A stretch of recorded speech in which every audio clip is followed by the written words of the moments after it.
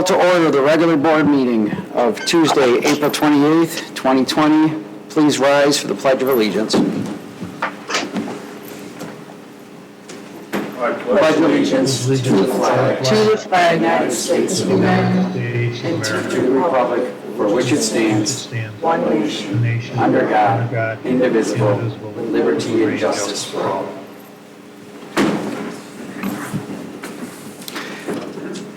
Clerk Barry, please call the roll.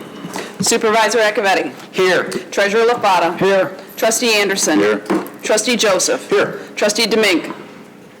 Here. We lost your audio. You got me? I can barely hear. Just say here. Pardon me? Trustee You got DeMink. me? Here. Trustee DeMink. Danny, you have me muted. You popped in and out for a second. Just say here. Here. He's here. I see I him. visually have confirmed Trustee DeMink is here. Trustee Vosberg. Here. Oh, we lost you as well. Here. We lost you as well. Try again. I'm here. Trustee Vosberg. I'm here. She's here. Trustee Vosberg is visually verified that she is here. Clerk Barry is here. Oh. Did you get everybody? Yes, All all right. present. I don't know if they can hear us, but they might have to jump back on and jump back in. Mr. Supervisor, I don't know how we continue the meeting, so we can go through the agenda and we hope that they can hear us. We roll with the punches. This will be our fourth one like this, and we'll get it fixed. If not, they'll call in on the phone. It'll turn out good. There are no presentations, and we will take a pause here and see if they can if they can get back online. They are still here. Trustee DeMink and Trustee Vosberg. Here. I can. Here. Can you hear me? Oh, there you are for a second.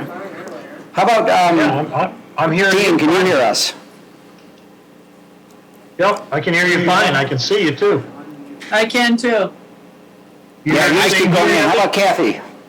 I can hear and see you. I can't hear you. I can So- hear you. Attempt to lead. You can hear us, but we can't hear you. Kathy, can you hear me? I Dean, can you hear us? Scott. Yes, I can hear you all. And I can't hear you. Yeah, yes, I can hear everybody and Let's see what's everybody. going on here. Yeah, same with Dean, Danny. Watching a hostage. We can all hear each other. It's got to be on your end. Yeah, and you keep going in and out.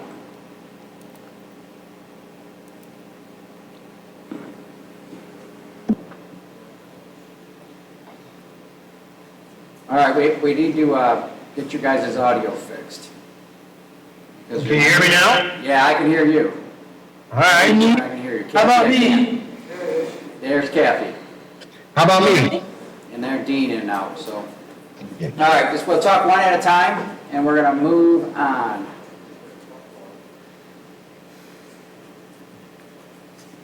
Okay, let's do one of these numbers. Department reports. If any departments wish to update the board, now is the time, and I'm going to start with a couple of them. One is an update on Sugarbush Road. I did mention this the last two meetings. A Sugarbush Road repaving project will be beginning very shortly, approximately 8,600 feet from 21 Mile to Cotton, and then the stretch almost to Sugarbush Road, which totals approximately 8,600 feet. Just be prepared and ready for that project. It is a surface overlay project with a new asphalt cap on Sugarbush, which is long overdue. The next project I wanted to bring to your attention is one that's going to start June 1st through June the 30th. And, okay, they can actually hear. Oh, hold on one second. So June 1st, I got a text on this sound issue while I was reading this. June 1st through June 30th, Washington overpass over I-94 is going to be getting a project. For that entire month, they're going to be adding bypass lanes, and this is a Michigan Department of Transportation project. both on these often on-ramps at I-94.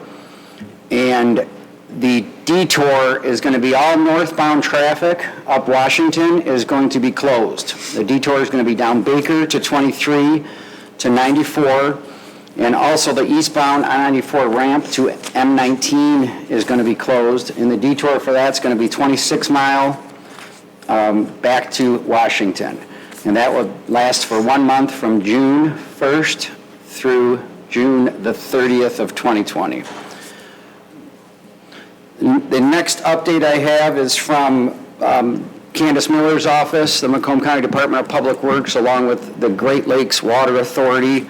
Their transmittal was just received today, and Candace's, the Public Works transmittal was received on the 24th, that their standard rate increase, which generally goes into effect on July 1st every year, has been delayed till October 1st of 2020 to give some extra breathing room for water and sewer rates.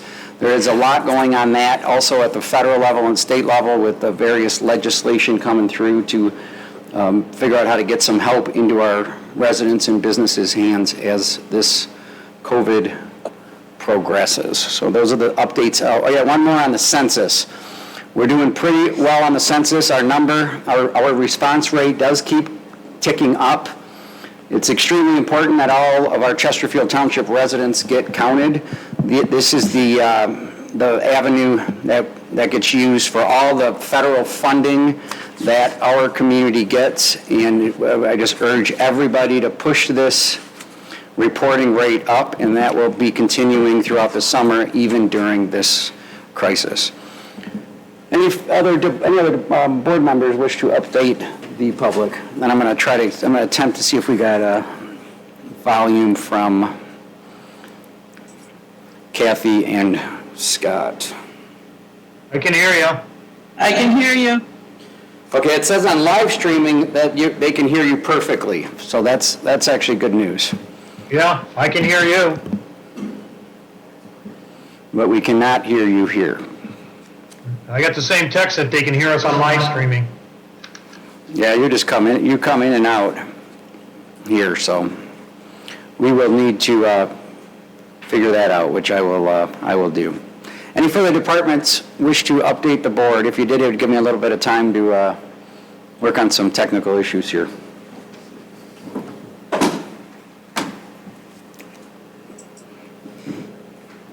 All right, let's move on to, give me 1 minute, audience. I'm going to live stream them right into my phone, and that will help this.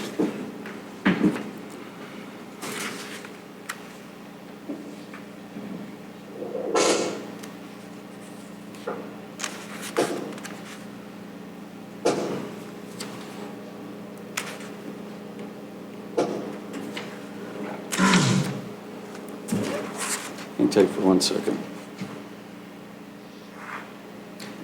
Jody, would you mind getting live stream on this phone, and then we'll be able to hear them here.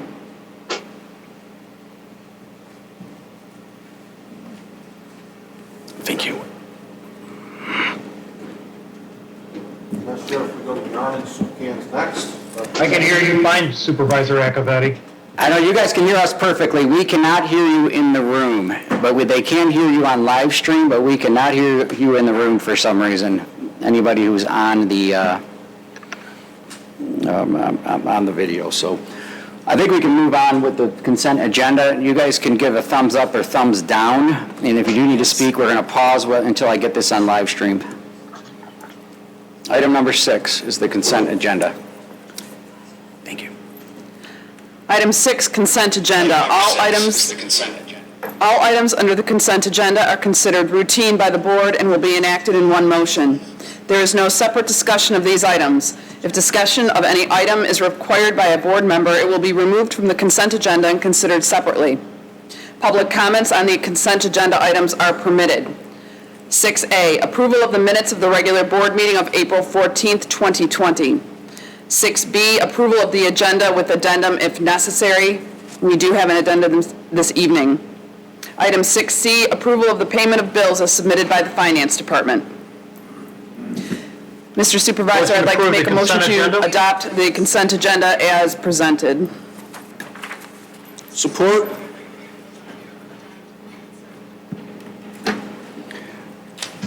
Motion by Clerk Barry, support by Trustee Joseph to approve the consent agenda as submitted. Discussion. Trustee Demink. I'm good.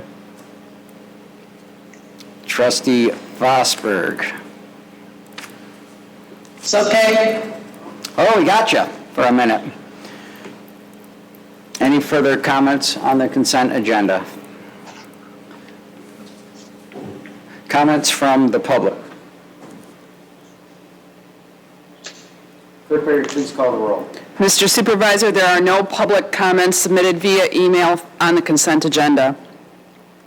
Clerk Barry, aye. Trustee Joseph. Aye. Trustee Vosberg. Aye. Aye. Trustee Demink. Aye. Thumbs up is an aye vote from Trustee Demink. Trustee Anderson. Aye. Treasurer LaFata. Aye. Supervisor Acciavatti. Aye. Motion passes. Item 7 is the agenda. Item 7A, public hearing. Conduct a public hearing for the proposed Edgewater installation of road improvement Special Assessment District, SAD, to consider objections to the petition for the improvement and to the creation of the Special Assessment District. Do I have a motion to open the public hearing? Motion to open the public hearing. So moved. Motion by Trustee Vosberg, who came in for a second, and then Support. by Trustee Joseph. To open the public hearing. Clerk Barry, please call the roll. Trustee Vosberg. Aye. Aye. Trustee Vosberg votes aye. Trustee Joseph. Aye. Trustee Anderson. Aye. Trustee Demink. Aye. Trustee Demink votes aye. Treasurer LaFata. Aye. Supervisor Acciavatti. Aye. Clerk Barry, aye. Motion passes. The public hearing is open at 7:12 p.m. I want to try something. Can everybody shut their microphones off?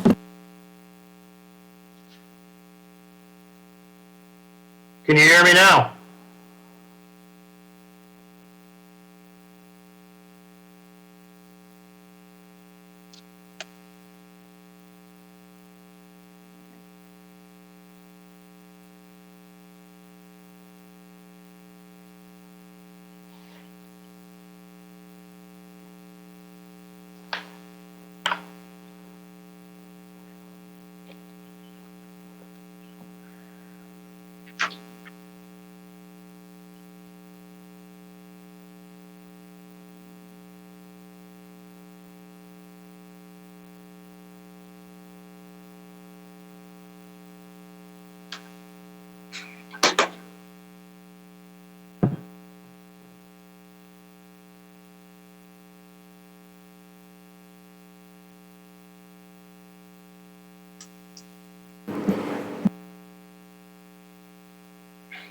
Just make sure you shut them off when they speak. Public comment submitted by Selena Hemby, 66111 Edgewater Street, Chesterfield, Michigan, 48047. I am not able to attend because I take care of my elderly mother. Don't feel comfortable being around crowds of people with the coronavirus. My concern is that I feel everyone should be paying the same amount of frontage per foot, not per parcel. My cost is $6,336 per 50 foot of frontage. I own two 50-foot frontage parcels, which will CV most me $600.72. An additional parcel that has 150 feet of frontage is only going to be charged $7,812.35. Cost per foot of frontage is only $52.08 per foot of frontage. It will cost me $4,787.65 more, and I have 50 feet less frontage. I don't find it fair and feel that everyone should be paying the same amount per foot of frontage. Thank you for your time. Selena and Race Hemby. Are there any other public comments to be read into the record? There are no additional comments. Okay, up to the, Submitted online. up to the podium.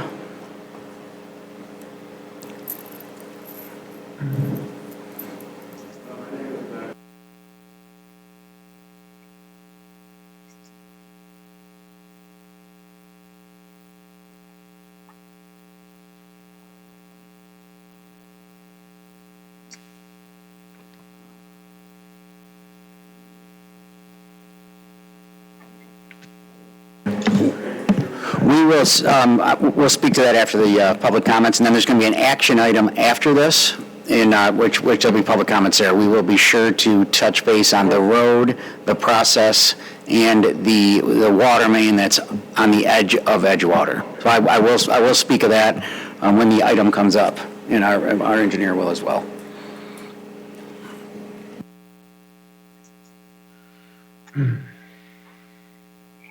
Are there any further public comments? Seeing no further public comments, do I have a motion to close the public hearing? Motion to close the public hearing. Support.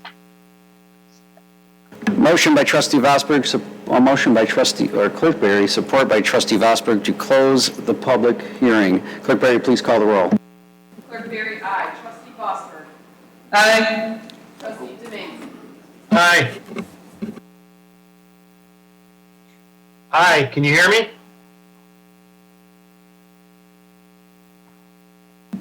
Aye. Trustee Joseph. Bottom. Aye. Aye. The public hearing is closed at 7:18 p.m.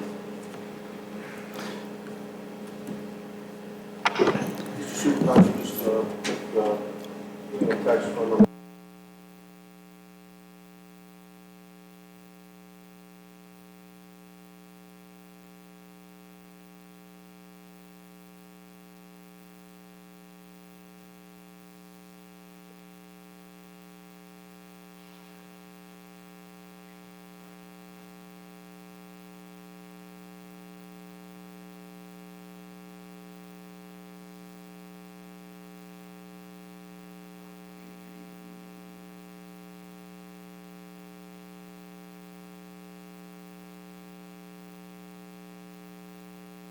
Okay. Can you hear me now, Mr. Supervisor? Yes. You can hear me, Treasurer LaFata? Excellent. It's quite a time warps we got now, so.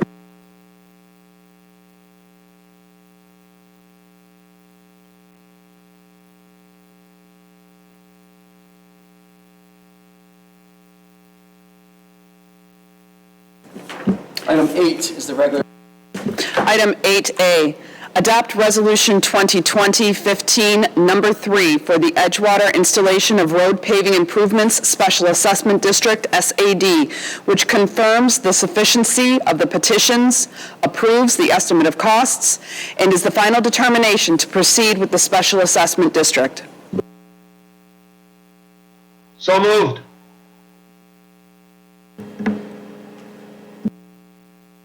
Second. Motion by Trustee Domingue, support by by Clerk Berry to approve item 8A as stated. I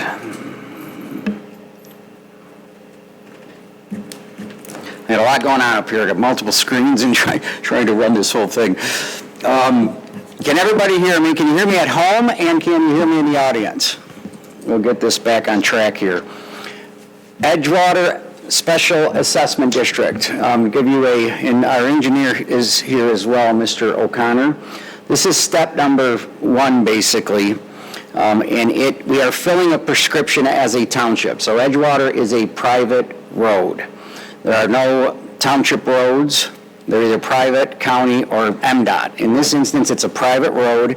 We have been asked by petitioners on the street to facilitate a special assessment district to repave Edgewater. The preliminary estimate of cost was put together, and signatures were acquired. And like Mr. Dean's here as well, who's going to easily be able to speak to this for the number of signatures and issues like that. So Dean, can you speak about the signatures and the number of petitions and things like that? Yes, there were 62. Okay, there are 62 properties on the street, comprising 63.05 accessible units and 3,493 foot of road pavement. Signatures in favor were gathered. We have 41 properties in favor, which is comprising 41.8 units of benefit, or in 2,354 feet of the road frontage, which is 67.42% of the residents in favor of the proposed district. So that is above the 51% as required by statute.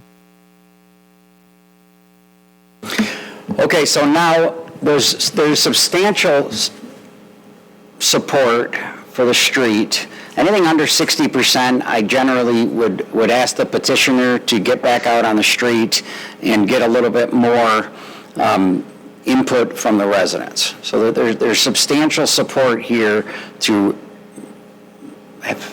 put a special assessment together to repave Edgewater.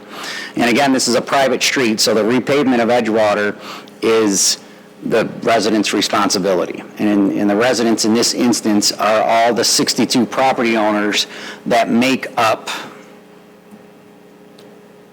the district of where the road's going to get paved. Now, I asked the question when I came in, or when this was brought in front of us, to start tearing apart the water main. And when is the water, or analyzing the water main, I wanted to know what the life expectancy of that water main was, and when we anticipated it to be replaced. It is not on an imminent replacement schedule. However, it is going to need to be replaced sometime in the next 5 to 10 years. So I started the conversation of, if there is enough interest from the district to repave the street now, which there is nearly 70%, then if this passes, the next meeting, and there's multiple steps here that I can let Dean talk to as well. The next meeting, or the meeting after that, one of the next couple meetings here, we'll start looking at the design. And the next piece of this will be contracting with an engineering firm to look at the design of the road and looking at the water main.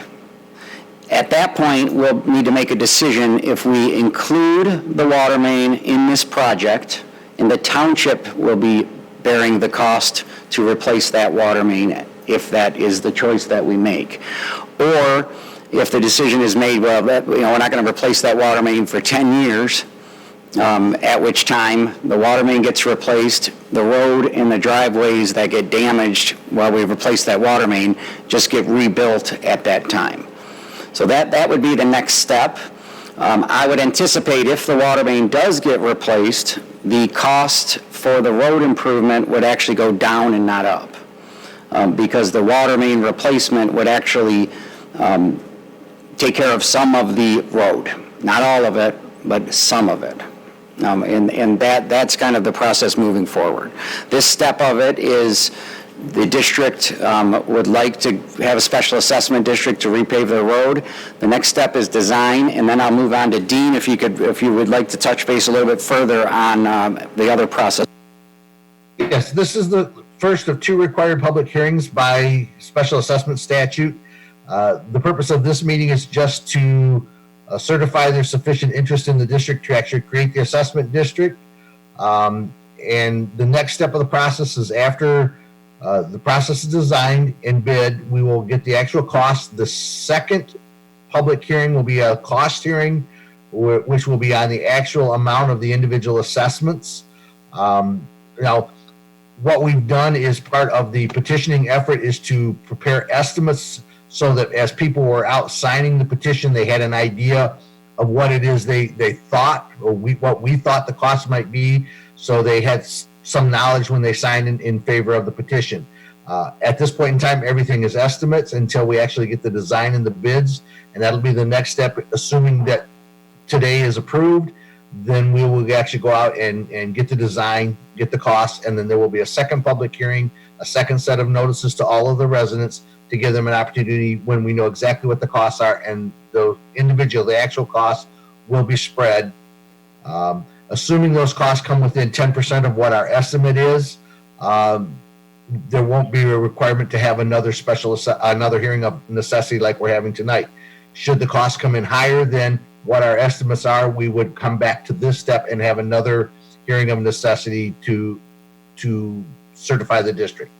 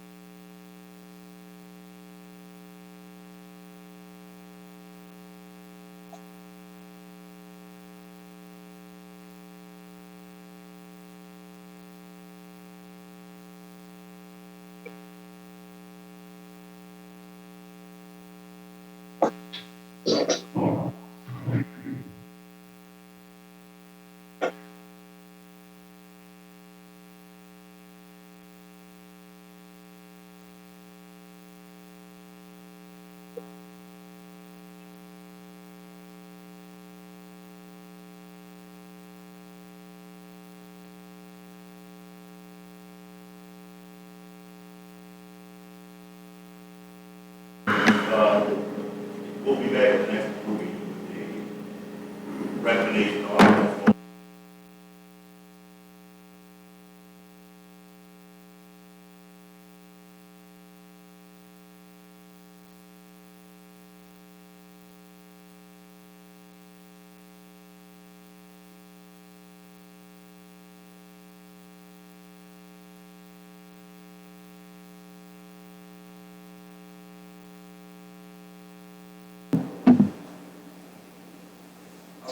I'll say that again. We have to make sure you actually turn your microphone on when you speak, and they got to be off right now. Something got a little off since our. Should I repeat what I just said, kind of? Yeah, repeat what you just. Okay, at the next board meeting, we'll be asking the Township Board to authorize Spalding DeDecker to prepare plans and bidding documents for Edgewater, for the SAD. The project, as presented to the district, is a mill and cap of the roadway only, no drainage, no driveways, as opposed to Roselawn, which has complete drainage system rebuild. This is just the pavement within Edgewater. So Spalding, I'm going to get with JR and Kevin Johnson to talk about the water main replacement. And when we come to the board in 2 weeks, we'll have that price and that option included. If you could shut your microphone off. Exactly. I'm going to go to Kathy, and then I am going to ask yourself and Dean a question on the timing of this and the potential for moving this off a meeting while we explore the water main a little bit further, just the potential of that. I'm going to go to Kathy first, and then we'll bring it back up to the board.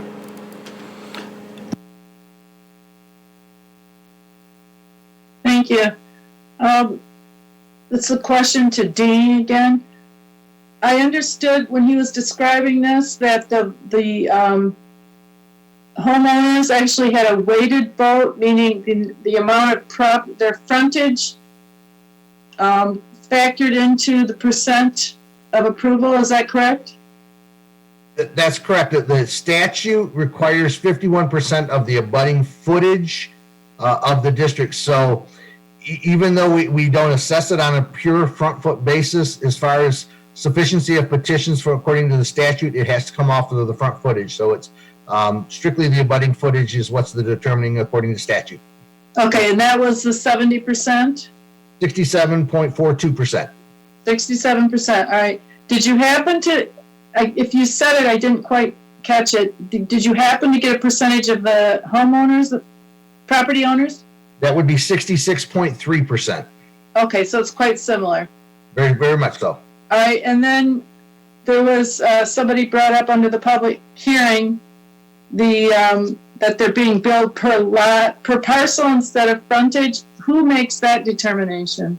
I, as the assessor, make that determination as far as benefit, and I spoke with Mrs. Hemby today on the phone just before this meeting. She has 2 parcels. Each one of them has a separate house on them, so that's the difference between the lot that she's comparing to and hers. Each of those 2 50-foot lots have a separate house on it, so each one is considered an independent unit. So each one gets 1 unit of benefit simply because of the fact that both are improved with houses.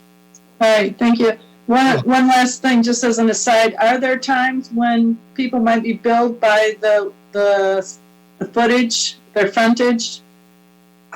What we utilize is a hybrid benefit footage method. It's not on a straight front foot basis, simply because those assessments on a front foot basis have been challenged in court and have not been upheld. The methodology that we utilize has gone all the way through the Court of Appeals and been approved as a fair and equitable method of determining units of benefit. Great, thank you. Thank you, Mr. Supervisor.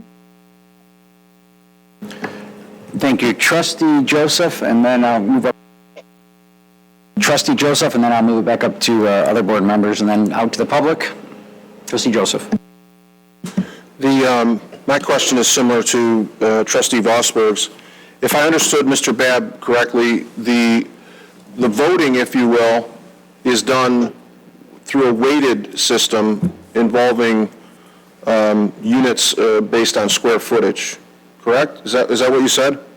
It's on front footage, abutting footage of the district. That's strictly according to statute. 51% of abutting footage to be assessed.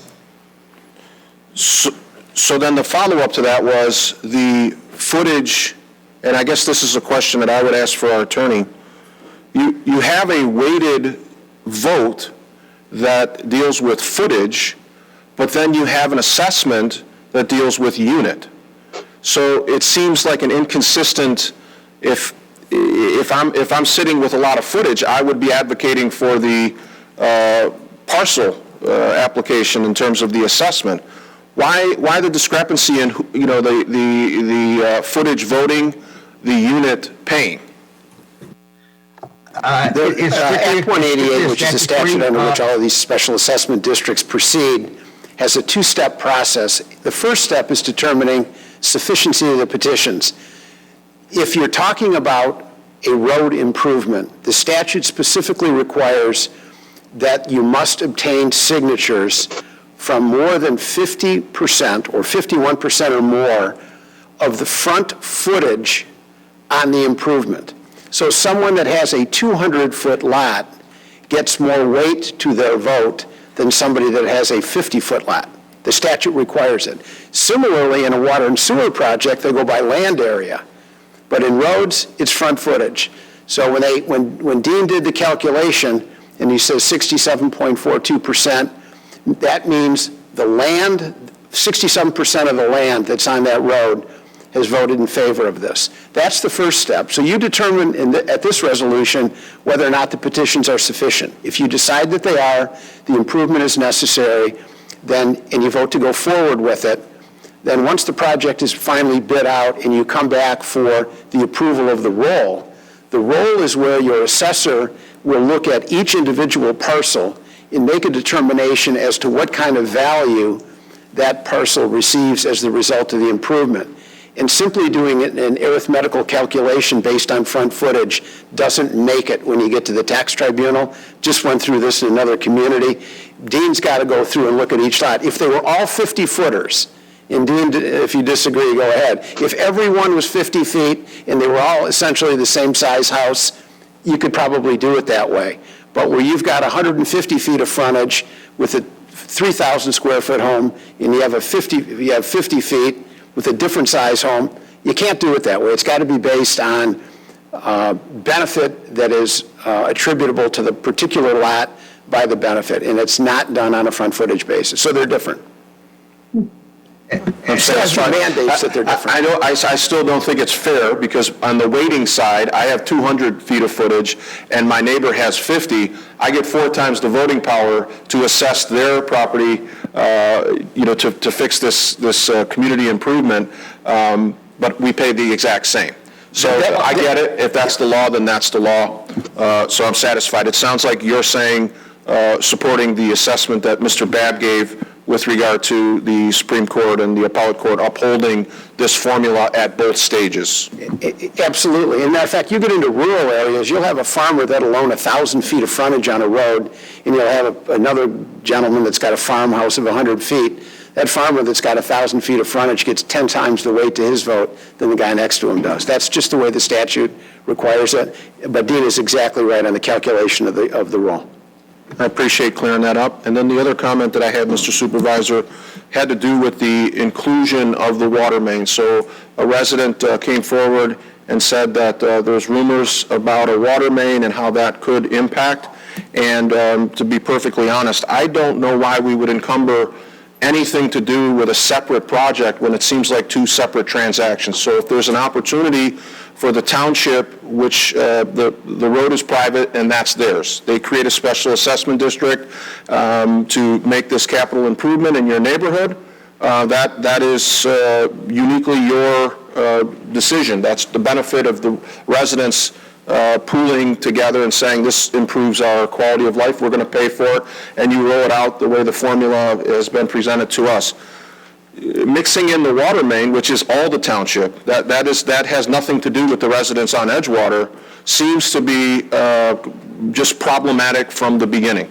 I think if we want to do a water main project and we see an opportunity to do that, it should be done completely independent, and I just really don't like the combining of the 2 projects. It seems like the opportunity for a cost overrun and problems associated with a water main get entangled with the road repaving. So if they want to do a project, they come forward with a special assessment district. Somebody in that neighborhood went out and got petitions and went through the trouble of that.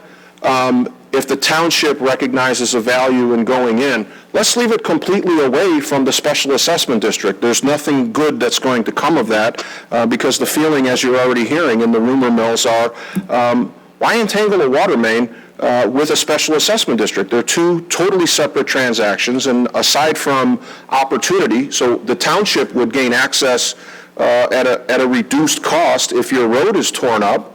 We make that decision independent. We don't need to entangle that with the special assessment district. I'd like to leave those 2 issues completely separate. I'd like to approve the special assessment district, and if it's the prerogative of DPW to go forward and look at an opportunity, I think that's good too.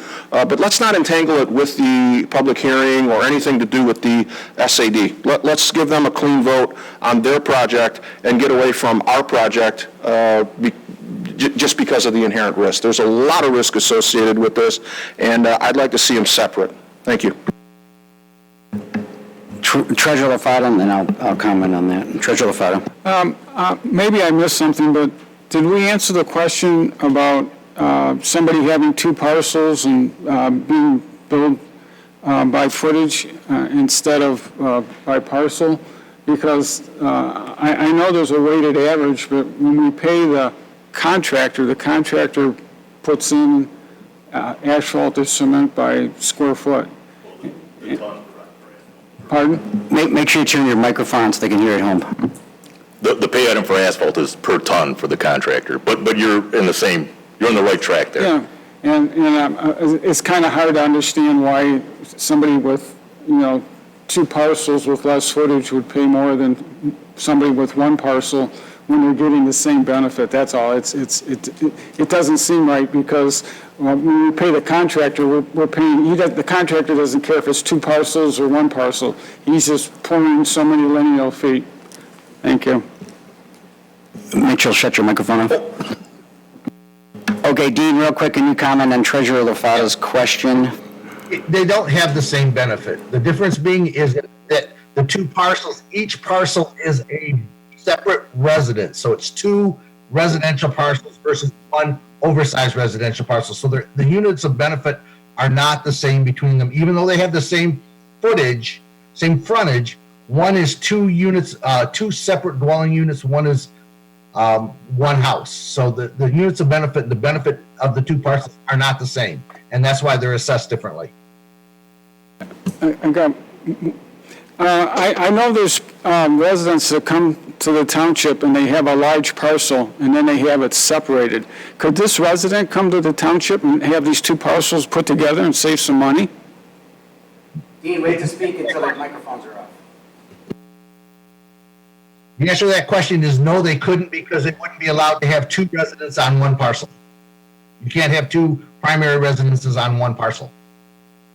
So they couldn't do that. Okay, well, I'm going to, I don't know if you have any further questions, Treasurer Fodop. So the attorney spoke about the complications of the why certain parcels have more based on frontal footage. I think Dean laid out pretty clearly. These are 2 separate residences, 2 separate single-family residences. Is that correct, Dean? Maybe just a nod of your head I could see on the screen. The water main question. That's the way things were done here for a long time is not a comprehensive look at our infrastructure, and nothing drives me more crazy. And as a public leader, and every project's a little bit different, Trustee Joseph. This one is different than Roselawn, is different than many more. Now, what makes this unique is it's a very narrow road, a very narrow right-of-way, and the water main happens to be directly under the asphalt. So nothing is more annoying than what I'm trying to get rid of, and what I'm trying to alleviate by asking the question is, do we really want to have the residents pay for a brand-new road that's supposed to last 15 years? And then 3 to 4 or 5 years from now, the township come through, tear that road up, spend township dollars, which are residents' dollars, and repave the road, or at least half of it where the water main's going in, or a quarter. That's why you got to explore the design again in 3 years. When we look at our infrastructure, nothing's worse than a perpetual project on 696 or 94, or you put in a brand new road and then the sewer beneath it collapses. So that's the synergy that we're looking for, and this one's unique in that generally the water mains back off of the road, so that when you replace the water main, you're not having to tear up the road. Maybe the approaches and the sprinklers that are in the right-of-way, but in this instance, the water main replacement, you're going to get half of a road replaced with that water main. So now that'll lead us to two questions. One is to have a serious conversation with the district. If this board doesn't want to replace, if we decide this water main replacement is not ready now, it's ready in 5 years, do they still want to proceed with repaving the road, knowing that half of that road's going to get repaved anyway when the water main gets replaced sometime in the next X years. What I know is it's not going to happen next year, at least it wasn't planned to, or the year after, but it was definitely scheduled to happen in the next 5 to 10 years. It's on the list for being replaced before the useful life of this new road will be expired. And that was the complications here. Don't want to pave the road twice is the idea, and right now it's literally just a discussion. And if we want to just pave the road and leave the water main and then we repave for that asphalt, that's a decision that we can make in a legitimate discussion. If I could just so I understand the terminology. So you said you don't want to replace the road twice, and then earlier you indicated that this water main is not an imminent failure. It could be 5 or 10 years of life was the original timeline. Then you said the useful life of the road is 15 years. And so my only point is, and I understand the concept of not duplicating, you don't tear up a road twice. If we can go in and fix the main or replace the main, I think we should do it at the same time the residents are getting their road done. I think that makes great sense. Attaching it to the special assessment vote is the problem that I have.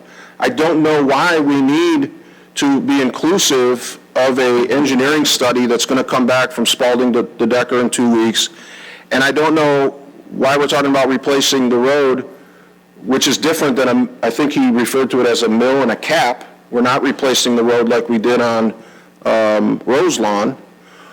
You can't mill and cap if you tear out the water main, so that's a road, right? You can't mill something and rip it out to get to the water main. That's quite a bit. I mean, I'm not an engineer, but I think that's a little lower than the road.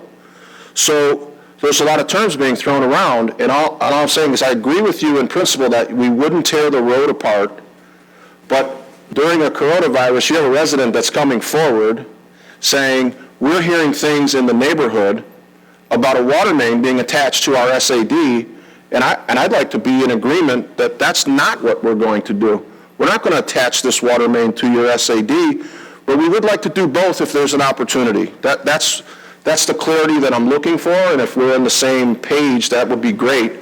I just don't like to encumber our water main with their road. Two completely separate transactions, and if it's mutually beneficial to do them at the same time, we'd be foolish not to. Everyone would agree with that. But it's not part of the SAD vote. Is that a fair statement? Yeah, no, absolutely not. The water main is owned, and the responsibility to place the water mains on the township. So nobody made the connection until you just did. So they're two separate. I think I explained that pretty clearly. So they're two separate funding mechanisms. One funding mechanism is township pays for the water main. Second funding mechanism is residents pay for the road. Now, we don't want to pay for the road twice. And so that sounds like we're on the same page. The one has nothing to do with the other. If they want a road paved in a special assessment district, then we proceed with that piece. We look for being able to do these both at the same time, so we don't have to rip up this road before the road's going to need to be replaced. And if you could, maybe talk about the water main, the size, and when that needs to be replaced, in your opinion, Mr. O'Connor, after Treasurer LaFata's question. I have a question. Where I live, from the edge of the road to the edge of my property, there's about an 8 to 10 foot easement, and that's where the water and sewer are. Why would we put a sewer line or water line underneath a new road? Doesn't make sense to me. Is there no way or no easements on either side of this road to put a water or a sewer line? Putting it underneath the road just compounds it to make it a problem that we're going to have in the future again. So all we're going to do is we have a problem, we're going to fix the problem, but the problem's going to come back again, which doesn't make a lot of sense to me. Go ahead, Mitch. You're right. Ideally, the water main and the sanitary sewer and the storm sewer are outside the influence of the pavement. Currently, it's a 4-inch cast iron water main that's along the edge of the pavement. If we replace it, there's different methods of replacing it. You can pipe burst it in place, so it would stay in the same location. You can build a new main outside the influence of the road, but you still have to reconnect all the services, or you can line the water main. We'll be ready in 2 weeks to come back with a clear recommendation on how to proceed with the water main. One quick comment on that. So Edgewater, what you see up here on the screen, is a private road, and it's a little narrower.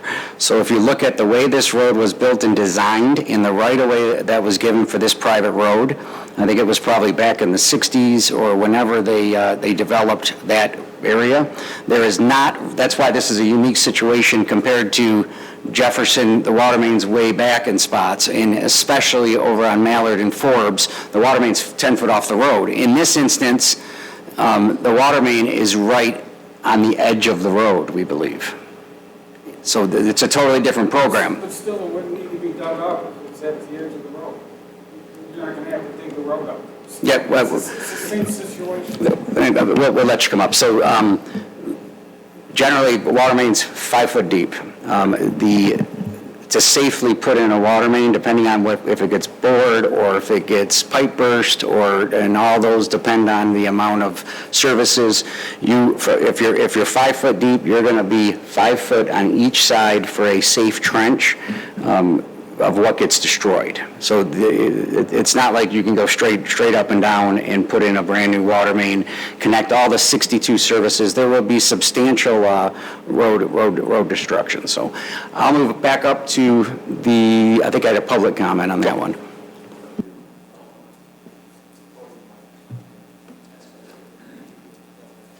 Danny, I got to talk too. Let's see what the water main looks like when they dug my driveway up.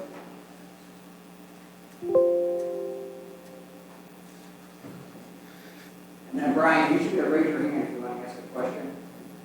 Hey, I'll do that. I live at 46070, and I'm the one that's got the 3 lots that was being complained about. The water main is on the east edge of the road and my driveway. So they dug it up last year to put a service across the street. And the township guys missed the water main by at least 10 feet when they dug the hole. But when you say the water main has an easement, I was always told that we own half the street. Our property goes into half of the street. Now, if it's true or not, I don't know. That's what I've been told for all the years. Same with the canal. We own half of the canal, being a private road. Now, if you dig up that water main, I don't know when that was put in, probably 50 years ago plus. I've been there 40 years and no construction's gone on, water main or sewers. Sewers run right down the middle of the street.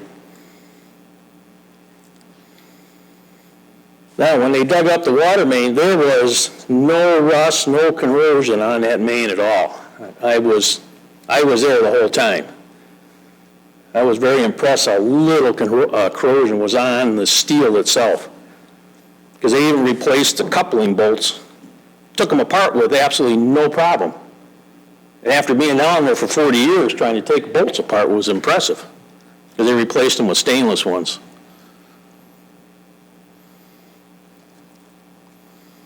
I just wonder why we are attempting to recap a road and all of a sudden get hit with, well, now we're thinking of changing the water main. Well, nobody's ever said any of this in 30 years. I've been there. The roads was recapped 30 years ago. And at that time, only 70% of the people paid for it, because we paid for it ourselves in order to get it done. So we had, all the ones who did pay had to make up 30% for the ones who were too cheap to pay or didn't pay.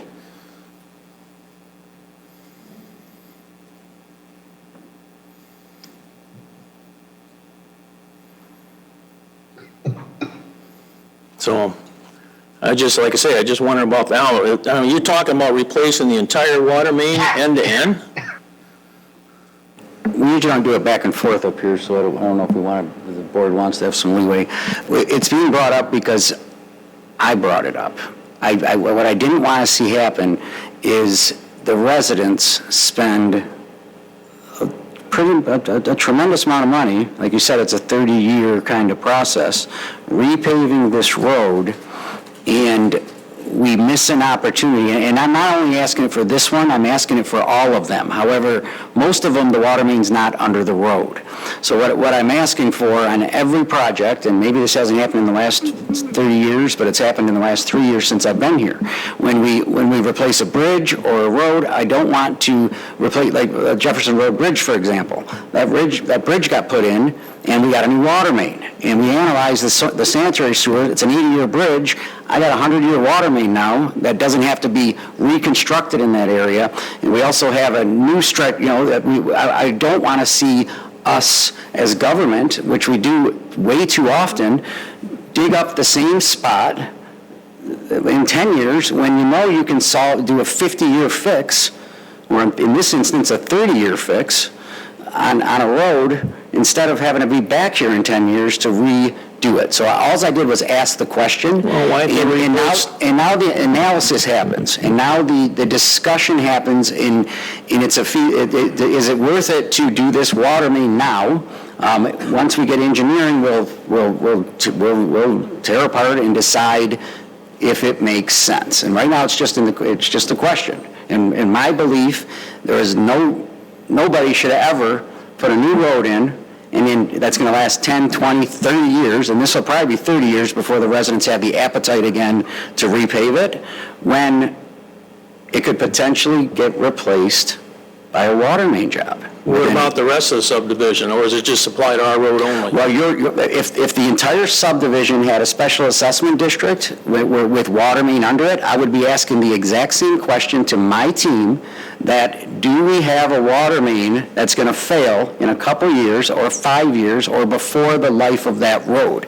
Now, in this instance, your section of Edgewater is the only one who is doing this special assessment district.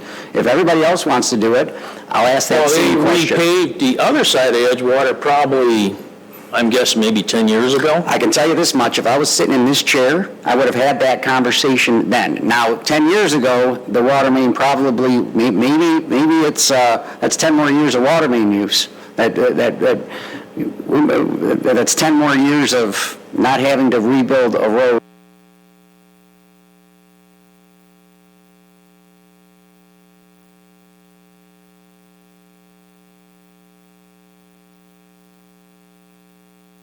The township the water main easement, if the water main gets torn out, the pavement at the water main gets replaced, not the entire road. So that's where the synergy would come in. The water and sewer fund can spend money replacing the pavement that gets torn up, fixing the water main. We can't fix the pavement on the other side of the road. So you would have, in that instance, you would probably have a half of a road or a couple patches that are brand new, and you would still have a pretty crappy road. So it's just analyzing that.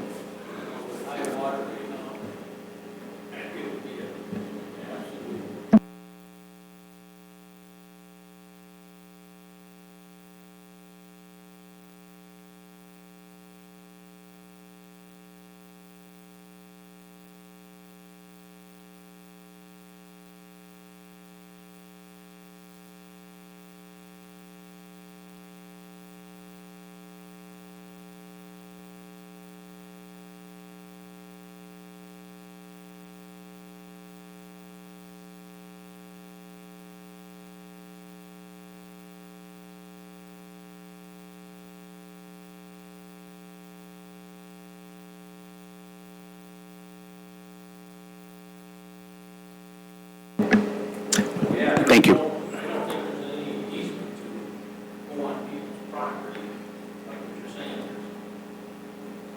The driveways are right there, the road, there is no easement.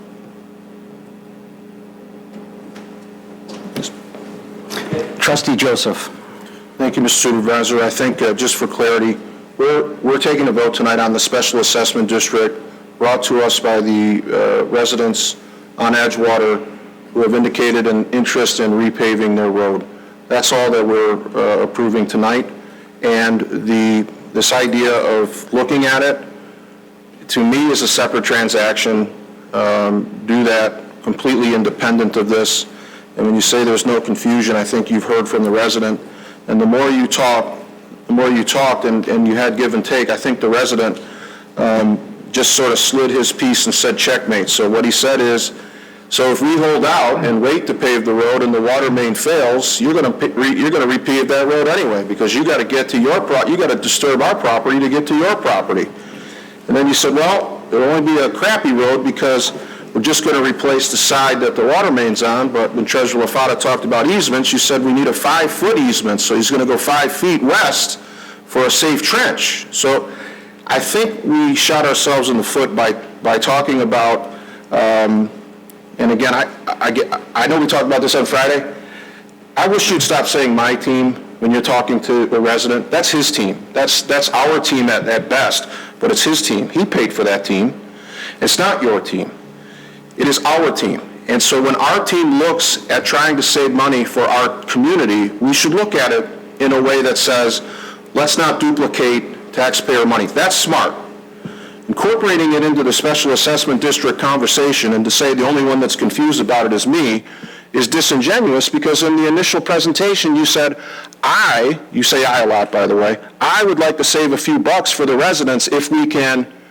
Well, they have enough to deal with on their street with residents wondering why a 50-foot frontage is not counted the same weight in the vote, but it's counted the same weight because it's a parcel. Those are difficult decisions for a community to make when you're evaluating a special assessment district. And no matter how the formula works out, there's always hard feelings. And you hear a guy talking about a vote 30 years ago, and there's some cheapskates on his street that he ended up paying. These are difficult things. Let's not add hours in, because we haven't even got started yet, and we're going to have a conversation about our engineering fees, and those are all heat getters, and so this should not be entangled with the special assessment district.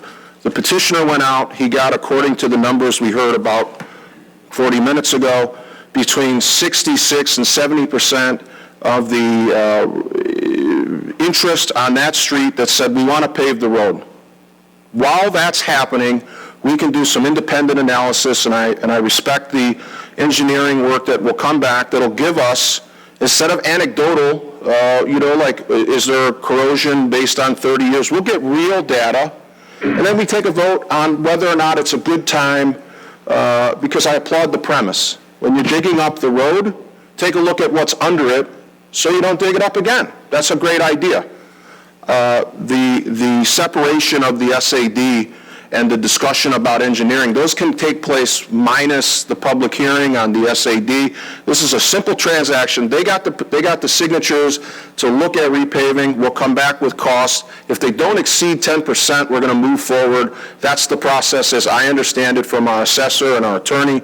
And then while that's happening, in parallel, we'll do some independent analysis on that pipe, and we'll make a separate transaction and a separate vote. That's what I think we're all voting on tonight, and I support that. That's exactly what's happening. I don't know about the attitude and everything else, but... Again, it was just the inclusion of you saving bucks and your team.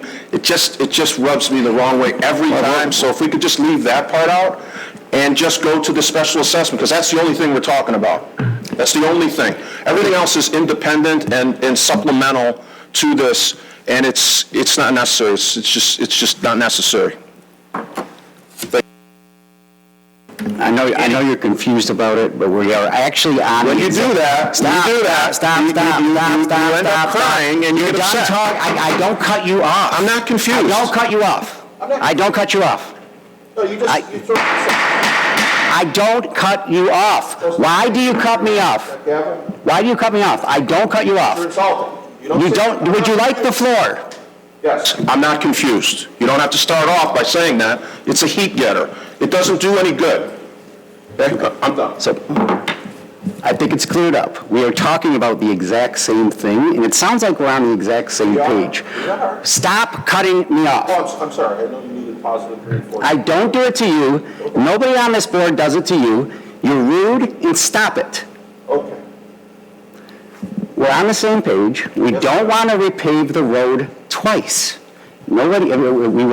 These are two separate transactions. However, it's going to be one job if we decide the water main is going to get replaced.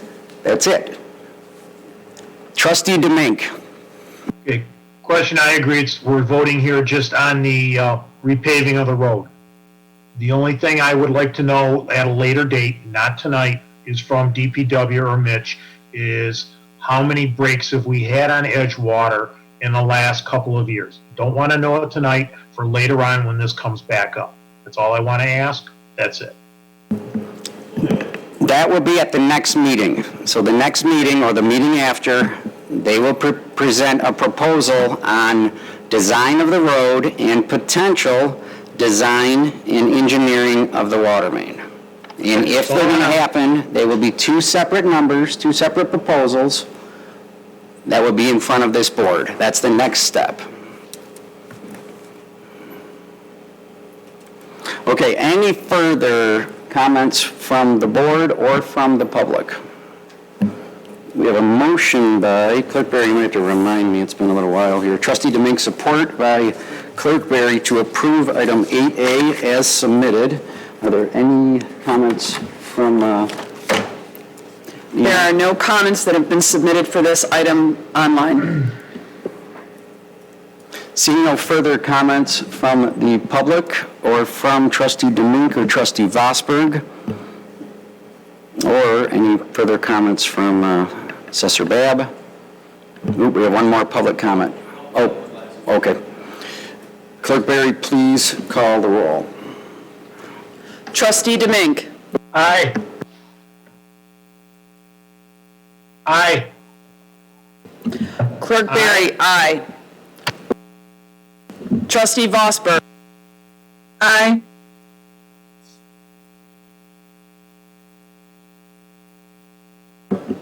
Trustee Anderson. Aye. Treasurer LaFata. Aye. Supervisor Acciavatti. Aye. Motion passes. If everybody or anyone is here for this item, we would ask that you leave for the social distancing and to keeping the group amounts down. The meeting can be watched on the YouTube channel. You don't have to, but if you are just here for this item, you are more than welcome to. Mr. Supervisor, you're asking residents to leave?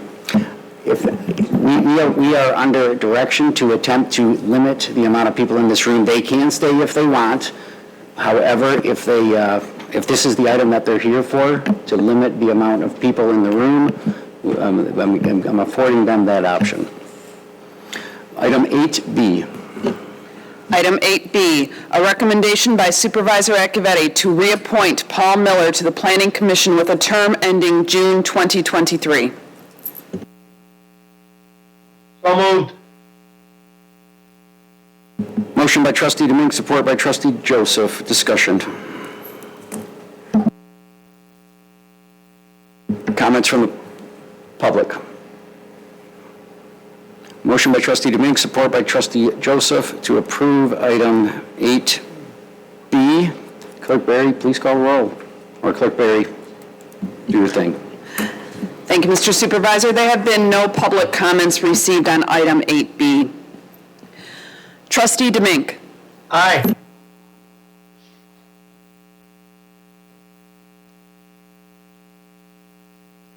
Aye.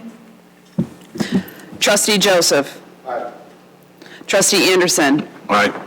Treasurer LaFata. Aye. Supervisor Acciavatti. Aye. Motion Clerk passes. Barry, aye. Motion passes. Item 8C. Item 8C is a recommendation by Supervisor Acciavatti to appoint James Klonowski to the Planning Commission, replacing member Ray Salin's term through June 2020 and reappointing James to the Planning Commission till June 2023. Mr. Supervisor, I would make a motion to approve item 8C as stated. Support. Support. I support.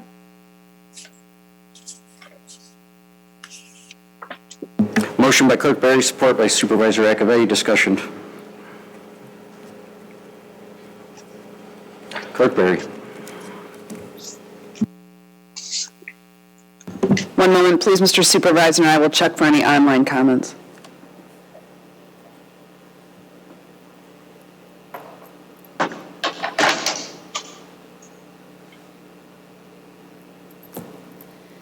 There are no online comments submitted for this item. Clerk Barry, aye. Supervisor Acciavatti. Aye. Trustee Joseph. Aye. Trustee Anderson. Aye. Treasurer LaFata. Aye. Aye. Trustee Vosberg votes aye. Aye. Trustee Demink votes aye. Motion passes. Item 8. Motion passes. Item 8D. Item 8D is a recommendation by Supervisor Acciavatti to appoint Kathleen Norris to Parks and Recreation Commission, replacing member Ginny McNabb's remaining term through June 2020, and reappointing Kathleen to the Parks and Recreation Commission with a term expiring ending June 2023. So moved. Support. Motion by trustee DeBink, support by trustee Vosberg to approve item 8D as submitted. Discussion. Clerk Barry. There have been no comments submitted online for item 8D. Aye. Trustee DeMink votes aye. Aye. Trustee Anderson. Aye. Treasurer LaFata. Aye. Supervisor Acciavatti. Aye. Clerk Barry, aye. Motion prevails. Item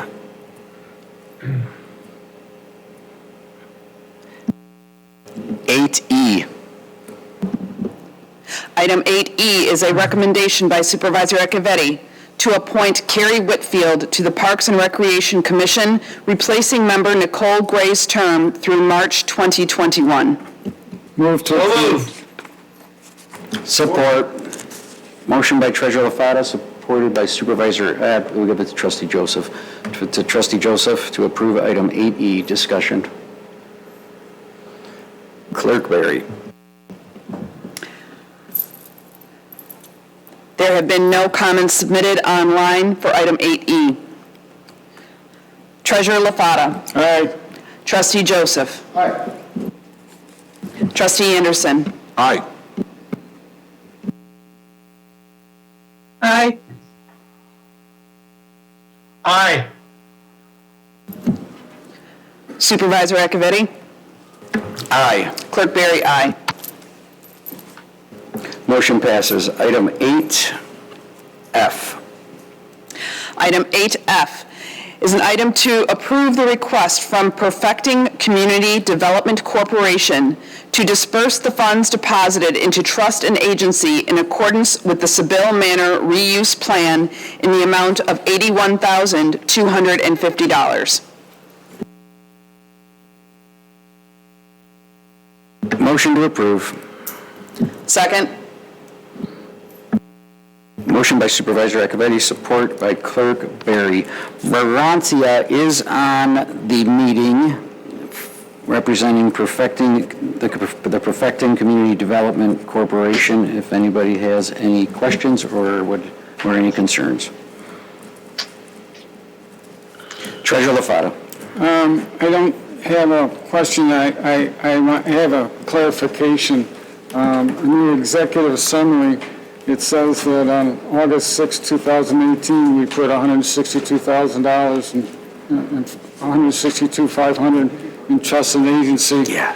We've already dispersed on June 6, 2019, $81,000 of it. So where it says that we still have opening for 2 homeless services, we have none. With this approval, it'll zero that account out. That is correct. The agreement in 2008, when Sebille Manor was sold between the Army and, I guess, the LIA, the association, 2 providers were $162,500 was set aside for 2 providers. One of those were when the Southeast Michigan Veterans Facility bought the parcel from the federal government, that triggered this agreement, this legacy agreement from 2008.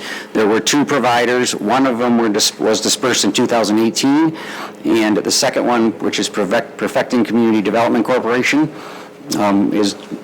is being requested to be dispersed right now. And Varancia, can you hear us okay? Not sure she can, but she is on board. That was a good clarification, thank you. Any further comments from the board? Let's check on Trustee Vosberg and Trustee, there she is. Aye. I think you might have answered it. Were these two organizations the one that already received part of it, and then this one, they were both named in the agreement?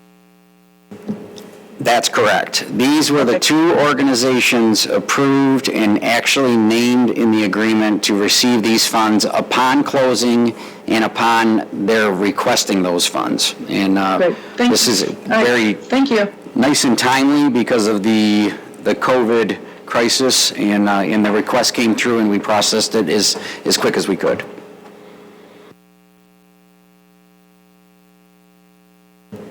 Any further, let me go up and see if Trustee DeMunk's here. Any further comments from the public or from the board? Motion by Supervisor Acciavatti, support by Clerk Barry to approve item 8F. Clerk Barry. Supervisor Acciavatti. Aye. Clerk Barry, aye. Trustee Anderson. Aye. Trustee Joseph. Aye. Trustee DeMink. Aye. Trustee Vaughn. Aye. Trustee Vosberg votes aye. Treasurer LaFata. Aye. Motion passes. Veroncia, thank you so much. I'm going to send you to the waiting room. Make myself a little easier here to manage. Item 8G. Item 8G is a recommendation to the Township Board of Trustees to authorize engineering design services to Spalding DeDecker for the Jefferson Avenue Pathway Project in the amount of $19,566. Motion to approve. Support. Motion by Supervisor Acciavatti, support by Trustee Vosberg. Discussion.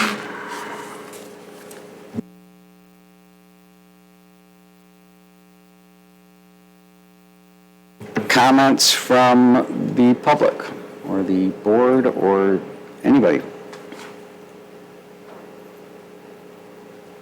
Motion by Supervisor Acciavatti, support by Trustee Vosberg to approve item 8G. Clerk Barry. Mr. Supervisor, there have been no public comments received online for either items 8F or 8G. Supervisor Acciavatti. Aye. Aye. Aye. Trustee Joseph. No. Trustee Anderson. No. Treasurer LaFata. No. Clerk Barry, aye. Motion passes. Item 8H.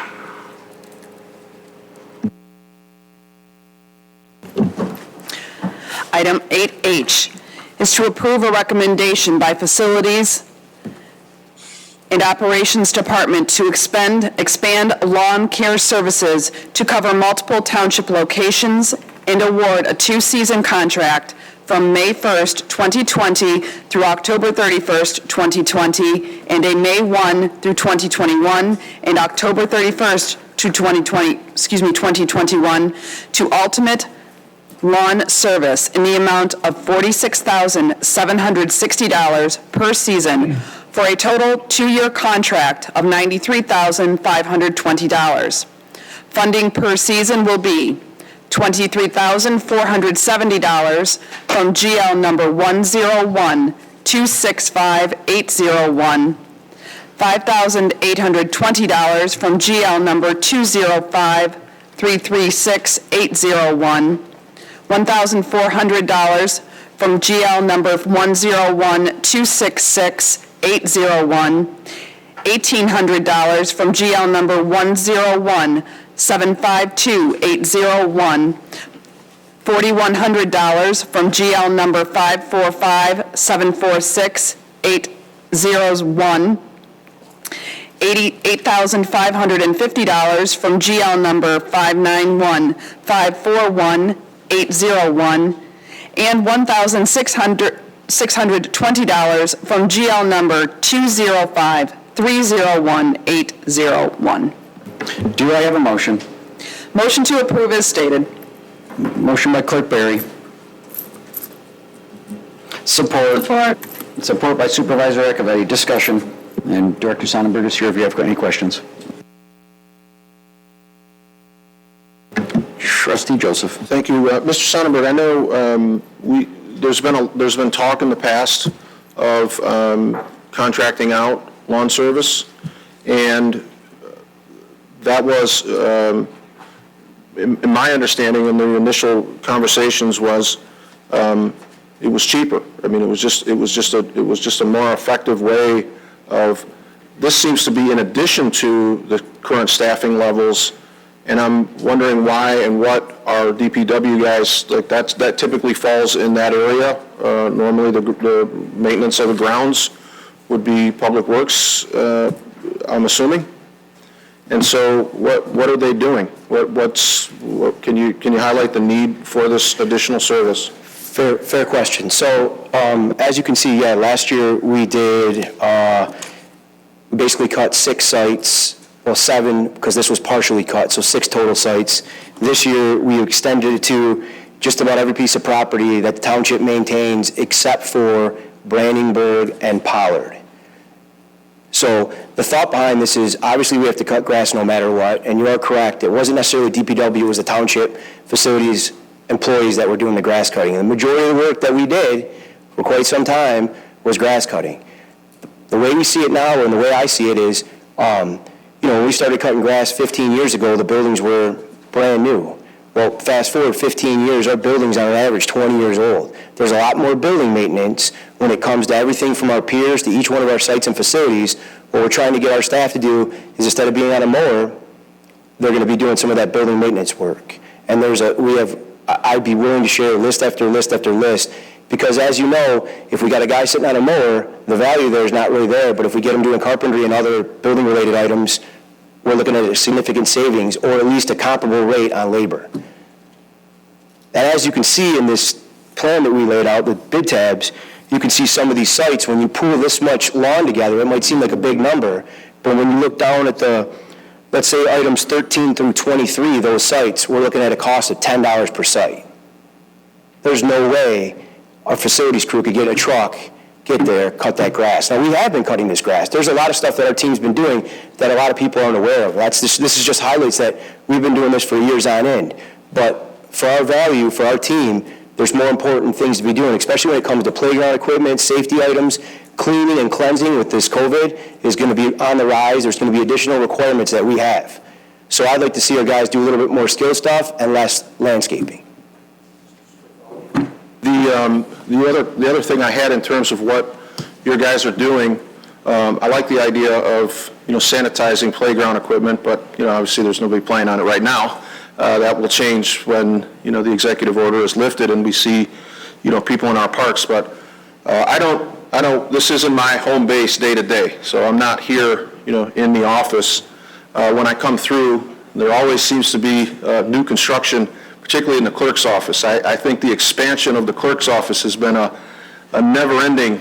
Now I understand your people are going to be responsible for, I don't know where the HR department is going. I don't know if you got a spot, maybe a storage container out at, where they're headed, but I understand they're moving again, and the clerk's office continues to grow. I know last year or year before you were building that big ballot barn in there. And so I don't know who's, responsible for those assignments. Does that come out of the clerk's budget? Does that come out of your budget? Does that come out of general fund? But that seems to be an insatiable growth. The clerk's office has just really expanded. So are you paying for that, or does the clerk pay for that? Where does that come from? In the facilities department, we touch every department. And in the facilities department, everybody has a house, everybody works on facilities, everybody has different needs. We're here to meet all those needs. We do make decisions on what we do and don't do based on economics. Some of it's budget driven. Other departments put money in budgets and they ask us to do certain things, and if we can get it done in-house, we'll do it. What I'm saying to you is, when we had this discussion about the Veterans Park and the concrete pad, right? We debated and discussed man hours and the man hours associated with, and you made a great argument then, which was we have in-house talent. We have the talent in-house, and the debate kind of, as it went on, we said, well, those aren't free hours. Like, those guys are working, if somebody has a talent with cement or carpentry or an electrical skill, you can do those in-house safely, obviously. You're not exceeding someone's skill level, but assuming they can safely take on the task, you do it in-house. It puts strain on your, if the trustees came forward and we wanted you to build us, more space and a computer that worked, and we put in drops and we did all these things, that's going to stress your budget, is what I'm saying to you. So you can't dedicate full-time people to the clerk's office forever and say that we're helping out. Every time I come in, there's a new office and there's new furniture and there's people working with, drops and all of these things. That's got to add up, and it's got to take money out of your budget that exceeds. You see what I'm saying? The collectiveness of those man hours belongs to the township, not the clerk. How do you reconcile those? This is what's new to me in this environment is the amount of discussion that goes into anything you do. We can over-discuss and, quite frankly, a lot of times overanalyze every step we take. So although it might seem like some things take a very long time, we spend a lot of time talking about it before there's any actions. If you summed up the actions that were done, pretty simple. If you sum up the discussion, pretty long. So we got to find some kind of balance there. I'm not sure you're answering my question. So the question is, you're spending time in the clerk's office. Simply put, does that come out of your budget or the clerk's budget? The clerk had budgeted, so if you're referring to the clerk's move across the hall into the smaller office and they combined that space, the clerk had put together a budget and we worked to do our items within that budget to get those things done. And it was a joint effort between us and a couple contractors. We had to do some work in there anyway, making some HVAC repairs, so we combined it all, did it all at the same time. And for us, we came in under our original pre-approved amount before we started the project. Mr. Chair, can I just direct this question to you then? You can. Let's try to keep it on the lawn care, though, and I do see a nexus with the time. The nexus that I'm trying to draw from this, and I don't want to come across as attacking Mr. Sonnenberg's department. It's farthest thing from my intent here. The position that he's presenting is we have skill sets in the DPW. The mowing is not necessarily we could do that more inexpensively and potentially save money having people who would be on a mower doing something that would cost the residents a higher hourly rate to bring in that skill set. I understand that. What we're saying is that we have a need for all of these things based on the age of the building and so forth. Operationally, all of these things answer to you. And wanting to make sure that the expense that's coming to the board of $48,000 and the justification given as time spent on mowers could be spent doing things in-house, and then you look at some of the things in-house, there seems to be a terrific, well, I'll say terrific, there's enough room to ask the question. And I ask it, again, because I see an expansion of the clerk's office, I never see the clerk. So what's going on with all of this construction in that area, and who pays for that? That's the question. 64 properties, and they're, depending on which area, so I don't know if you're talking about that specific one, that is a facilities and operations out of the 265 general fund for upgrading this facility. It'd be the same if the finance department needs additional space or room, the same as if the supervisor's office or the trustees' quarters or whatever it is. So that comes out of general fund, is the fund that comes out of for this building. Now, out of all the 64 parcels, unfortunately, we didn't do a lot of updates. This building's 30 years old, and hence now we got to do a lot of upkeeping, and you're going to see bathrooms in potential outdoor senior center that we spoke about, and this is one of our newer buildings. So every one of these facilities, unfortunately, because maybe the guys were sitting on mowers and really spending a tremendous amount of money sharpening and owning and doing these things, and it really put us in a bad situation. When I walked in, that's one of the first things I saw is the amount of people it took to mow to maintain our facilities in the summer, and then what happens in the winter, and then also with the day-to-day operations. So that specific project would come out of general fund, because this is a general fund parcel. If it's election-specific related, that would be an elections department fund. Furnishings for that would come out of either the clerk's department or the elections department out of their own capital improvement fund. So, any further questions for Director Sonnenberg on item 8H? Trustee Anderson. Yeah, thank you, sir. Couple long, very long explanations. I'm trying to figure out what you just said there. And Mr. Sonnenberg, again, this is I'm not going at you, but the township's going to pick up close to 50 grand a year in cost to cut the lawns, so that the workers that formerly cut the lawns are freed from sitting on lawnmowers during the summer, sharpening blades in the winter, but they'll be able to do other projects such as upgrading aging buildings. But it seems like a geographically large hunk of this building, I'm going to say, I'd invite the public to come in and take a look at the clerk's footprint in here now. It's massive, and now we got this firm cutting the lawns so the workers can come in, and I mean, they're taking out of your budget to do these things, drop wires, and, well, we already have the barn to protect ballots, but I believe it looks like the entire north end of this interior of this office space is being dedicated to clerk's functions, plus across the way through this wall is a clerk's new office. I understand there's some new furniture there. That's very good. And I'm not going to cross any more roads here, but I'm having a little quandary with this. Thank you. There was one question in there. When did we start subcontracting our lawn cutting to this vendor? So last year was our first year that we used this vendor, our first year we did snow. And I can speak to the fact that anybody that spends any time in our township going through any one of our parks and any one of our facilities, if you can walk up to the Brandenburg Main Pavilion or the Guard Shack, and if you can look at that facility and say, looks really good, don't need to touch it, keep cutting grass, I'm all for it. But there is nobody in this township that can walk up to any of our facilities. All I hear is, look at Sterling Heights, look at this, look at that park.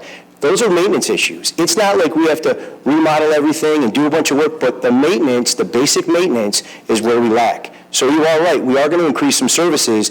We cut back on our staff, we have less employees.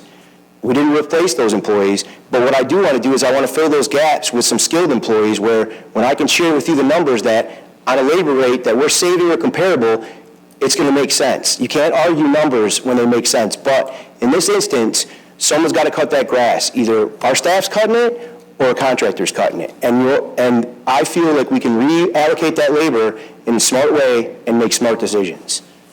I do want to check with Trustee DeVink and Trustee Vosper if they want to comment. No, can I go, Dan? Yes. I've seen a lot of other municipalities contract out their lawn services.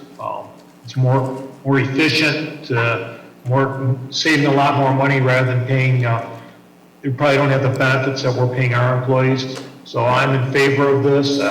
It seemed to work out last year, what Josh did with his team and what they overseen it. So I'm okay with subcontracting it out.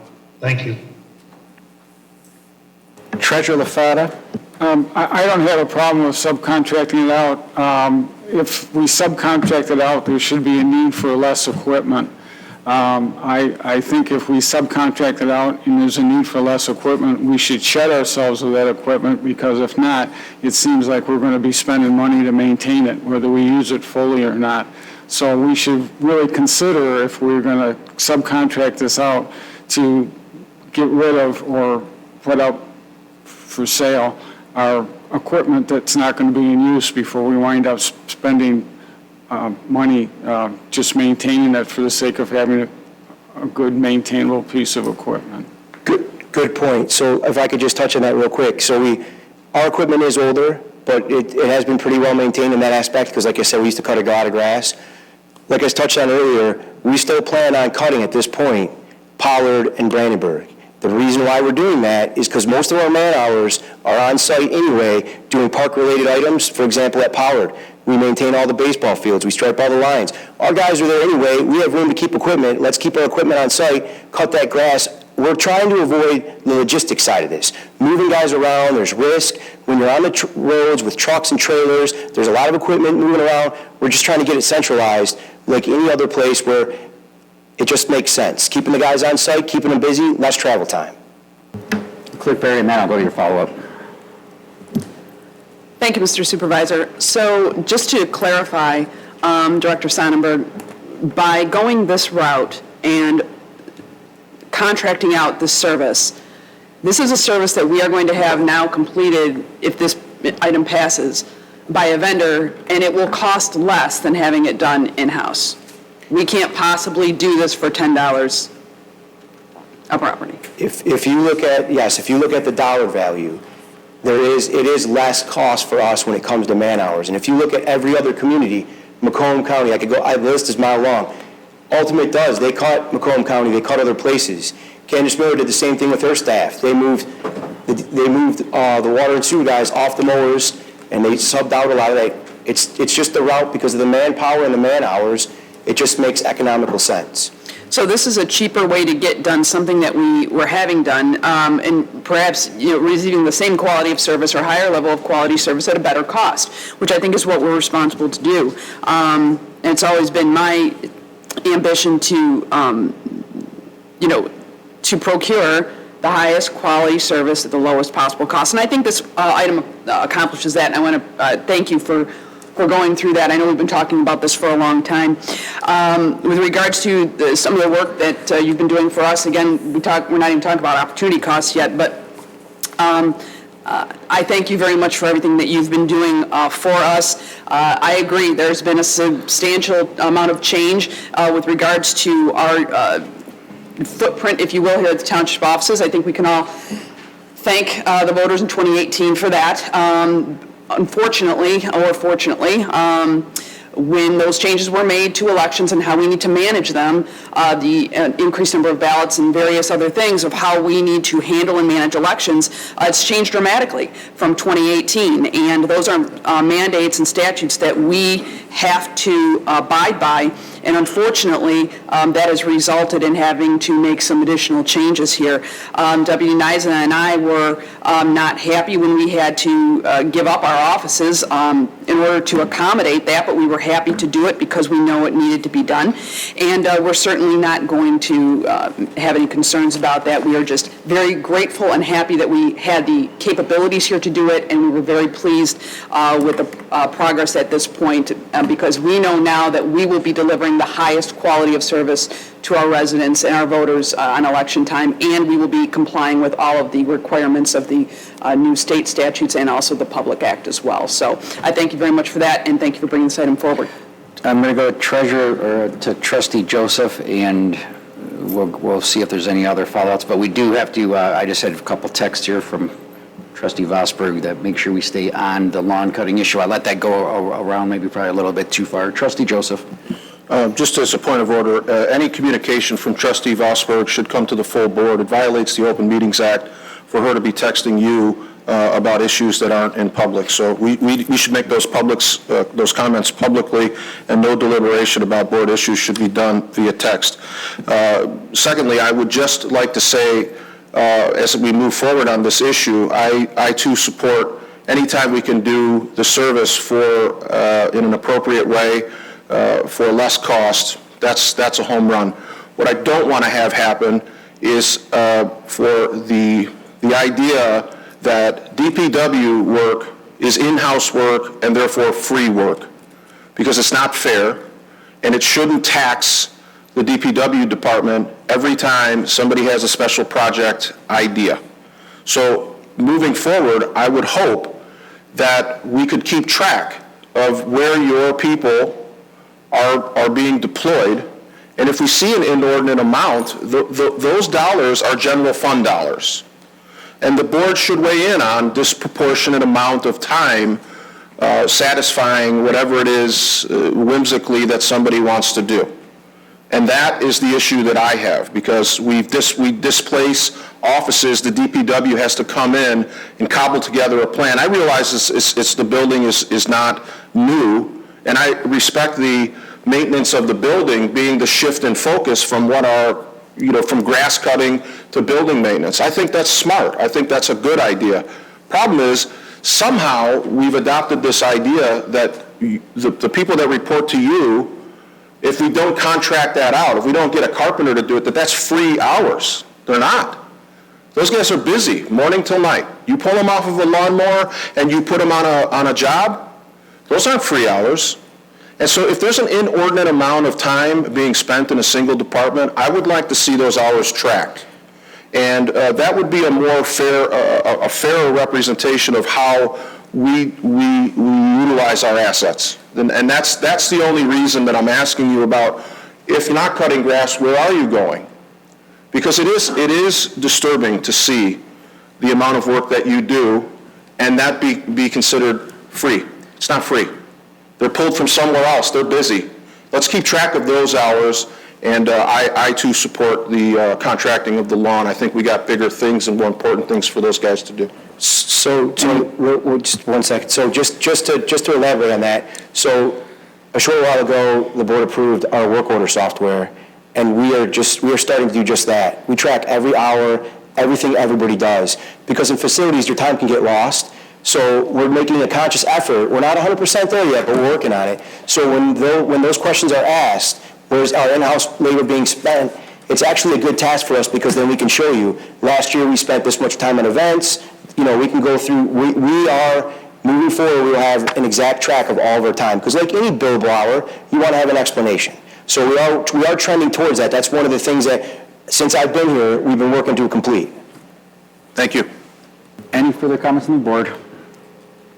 Trustee Demink and Trustee Vosberg, any comments from the public? Clerk Barry.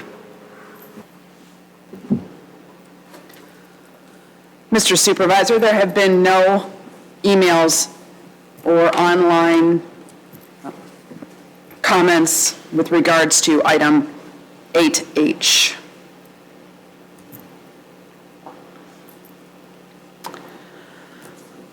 Clerk Barry, aye.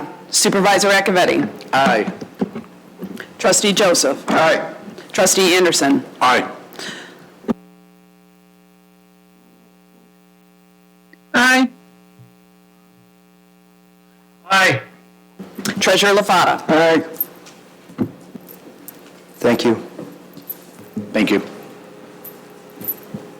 Item, let me move over to the next screen. Item 9 is an addendum. We do have an addendum tonight. Clerk Barry.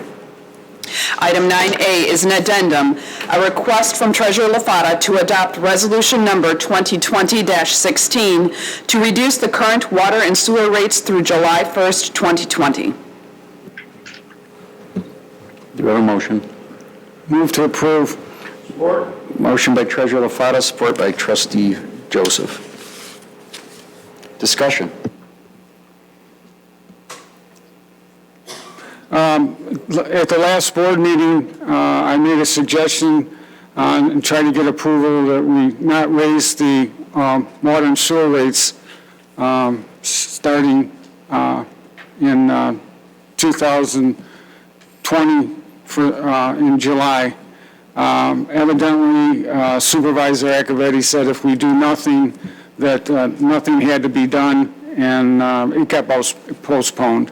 Well, between then and a week ago, the unemployment rate in Michigan went up to 22%. So more of our residents are now unemployed. They have more hardships. It's gotten to the point where some, hasn't been recently, but before COVID-19, I've had residents come in and pay their water bills with their coin collection. So, but based on that, I still think that the Township Board should do something. And it seems like Great Lakes Water and our County Sewer Commission is caught up with my thought of trying to do something for the residents. And I think it's amiable. There's no reason why we can't roll back. I tried to make it simple so everybody didn't have to go into meetings and go through the math to find out how much it was going to cost. It was right out in front of everybody. It was a simple process. All I had to do was take last year's resolution and reverse the dates. Made everything whole. Does not take off the table that June 8th there's another issue that's still on the table. Then we can have a discussion of whether we want to prolong and push it out even farther, since our partners from Great Lakes and the county have pushed theirs out. I think it's something we should do for the residents. This will help every resident. It won't help, it won't help just people that use pathways, won't help people that just use paddle parks, won't help people that want to go look at fish and habitats. It'll help every resident that pays a water bill, small businesses that pay water bills, commercial people that pay water bills, industrial people that pay water bills. It'll even go a lot farther than that. Everybody that is a veteran that pays a water bill will be helped. So it helps just about everybody in the township that touches a glass of water. Thank you. Any further comments from the board? Trustee Joseph. Thank you, Mr. Supervisor. I support the sentiment here. I think in Treasurer Lafata's executive summary, which is roughly the same executive summary that he offered 2 weeks ago, in his introductions, he says, given the current state of the economy, the Township Board believes it is in the best interest of the residents to reduce water and sewer rates. Those sentiments were echoed almost verbatim in the correspondence that we all received from the Great Lakes Water Authority, which highlighted a reduction or a lack of a rate increase that usually occurs in June for the July through October. And they said, this is our way of providing some relief as we work together to address the many challenges that the coronavirus pandemic has brought to our region. And I think in the spirit of the reduction, it does reach everybody who utilizes that commodity, and that is everybody. There's no way to get around water consumption. People are using water and sewer. That is a nice place to look for some relief to the residents. I'm not entirely sure that the reduction in the rate or the rollback to the rate from July of last year, which in the packet that Treasurer Lafata puts forward, it amounts to roughly a $5 per billing cycle per billable resident. So in talking, Mr. Supervisor, frankly, with one of the better conversations that we've had in the recent past, there was, I thought, some sentiment to do even more than that. That was maybe not enough, and maybe we could be looking at additional things like, there are a number of things being discussed that could potentially impact water rates in a more meaningful way in addition to. I think it's a good start. I believe that our enterprise fund is sufficient to absorb this cost, and one of the things that we talked about last time was the basis for the postponement is we didn't know what the rates would be. We had an idea, but we didn't know what the rates would be in June. Well, now we know. In the 2 weeks that we debated that topic, the GLWA came back and said there is no rate increase, and that's going to stay through October of 2020. So I like this agenda item, and I like the idea of trying to do this. I would like to see the rate, which in the agenda item indicates a reduction, a rollback, if you will, through July 1st of 2020. I don't know if what procedurally the proper, but I would offer a friendly amendment and ask the maker of the motion to eliminate through July 2020. That when we roll back the rate, that is the rate, and that rate would stay until the rate was changed. So I'm not certain that a 3-month reduction is the goal. I think that the idea is to just leave that rate until it's changed again by board action. So I would like to see that be, I guess, permanent, for lack of a better word, semi-permanent rate reduction. I'll let you do a quick follow-up, and I'm going to go to Trustee Vosberg. Is it, all right? I'd be willing to amend it since we've gotten contact from Great Lakes Water in our county to roll it back all the way to October 1st, which is the new dates that we've gotten. Trustee, I'm going to move on to Trustee Vosberg. Thank you.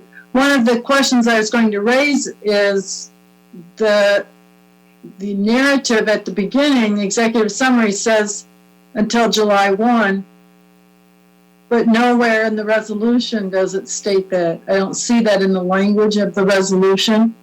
That was the last thing talked about, so I'm bringing it up first. What I would like to say is I support the concept of trying to help our residents during this time. And there's probably some other ways that maybe might be farther reaching. I know everyone drinks the water here, but not everyone pays the bill. And the amount of relief that people would be getting, and in some households, $5 is a significant amount, but there's many people who don't pay the water bills directly, and I'm not sure that $5 savings would ever reach them. So, so first of all, was there an amendment on this motion or not? I think you clarified it.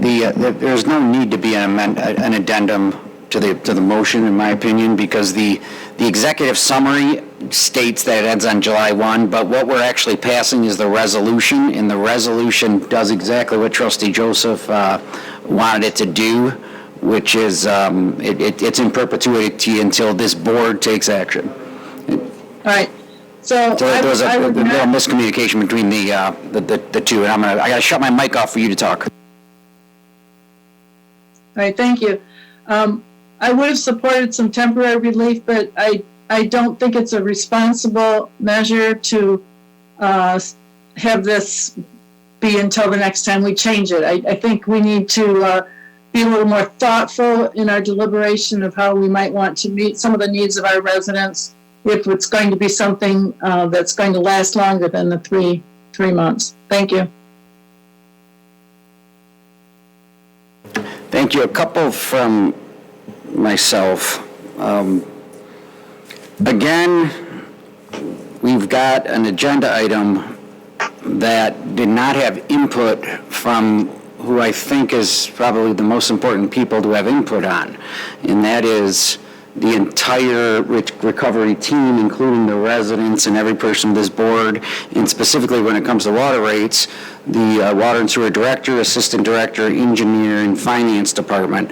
I agree 100% with what I believe is the concept of this, which is to provide relief for the recovery from COVID to our residents.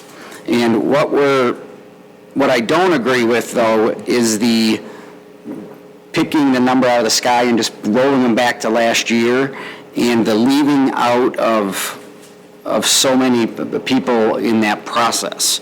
So some of the ideas that are being talked about in recovery are more comprehensive. For example, just lowering the rates like as being proposed, it amounts to, on an average, of $1.65 per month. So yes, that's something per resident. Yes, it is relief. However, it's kind of just perceived relief because we don't know how much water use is going to get done. So that's one big piece of the puzzle, is the use of the water. So if there's 5-10 extra units being used, the perception is going to be that the residents are going to receive a water decrease, but really they're not. The next big reason why this is way too early and premature again is we did just receive, and it was after this agenda item came, Candace Miller and then GLWA postponed their water rate increase till October 1st in the spirit of trying to find a way to help with the recovery. Now, the piece of the puzzle we don't have is, one, the water use, especially for residents, and two, CARES Act 2.5, and that is the local government and municipal CARES Act that is making its way through the federal government, along with what's happening at the state level. So I do believe this would just be a symbolic, not very well thought out piece by the entire team. The concept I fully support, but I support more of a comprehensive approach, elimination of credit card fees. That one, I think right off the bat, on everything except for property taxes. Property taxes is a little tougher there because we collect property taxes for schools and everything else, and it's about a $60 million pool of money that we pass along. But for every fee this community brings in, if you encourage credit card payments and eliminate that fee, that would be an impact to every single resident. Another one is property taxes. So we're exploring every single possible way to lower property taxes. Another one would be recreation fees that we're discussing. Brandenburg Park, for example. How can we lessen the impact for the residents? Trash bills. There's a number of ways to do that. Unfortunately, the water, this will not actually touch everybody either. So the folks that are on a master meter, there's no guarantee that they will see these savings if they are on a master meter. So a couple, I have like 10 questions here that I wish we could have had a relationship where I could ask you these questions like everyone else asks me, and we have a back and forth. I don't know if you want these, but I can lay out some questions I have to you. Like, first one is, what's the goal of the agenda item? And I explained the goal of the agenda. Okay, so then that's to provide relief. The second one is, how will this policy provide relief to those who are master metered? That maybe Well, get to that one. there's another one. See, master meters are people that probably rent, and they fall in the category of small business or business owners that need to get revenue also, because if there's a rent issue where people aren't paying the rent or not paying the water bills, they still get relief from this. So the apartment, let me make sure I understand. The apartment owner gets it, the residents don't. I just wanted to make sure I understood it. But when you look at the domino effect, if it's the first user that doesn't get affected because it's a master meter, somebody's paying for the master meter. And that person is impacted by COVID-19 just like the person that's the primary person. Okay? And when you look at using a credit card, when I just gave you the example, when somebody comes in and pays a water bill with their coin collection, they don't get the benefit from it. So credit cards that people use, might be 20 or 30% of the populace that pays their bills. Most of them pay with checks, and a lot of them come in and pay with cash. So if you do what I asked, it does touch everybody, because if it's not the first user, it's the second user. It's a small business. It's the commercial people that are shut down. It's the industrial people that are shut down right now. To do nothing is like doing nothing, and it has nothing to do with taxes. And when you talk about the amount, it's $5.26 per average user, and when you look at the calculation, it's based on the same thing as when they look at increasing the water rates. They use the average use per user, which I did. I used the average use per user. So we use the average use for increasing the water rates. I use the average use for getting a discount or repealing it. So when it goes in, it's based on average usage. When it came out, I use the average. So it's the same. What went in, it came out. So I don't understand that part of it. Now, when you look at it, when you talk about taxes, and it's only $5.26, you say $1.65, it's close, but when we lowered the millage rate for the public safety, it was $4.76 for the average homeowner when the homeowner house in the average house is worth $204,000 in the township. So it's pretty much the same thing, only it's on somebody else's shoe, and you have a lot of questions. Thank you. Okay, a couple more questions. Did you receive input from the Sewer and Water Department or Finance Director?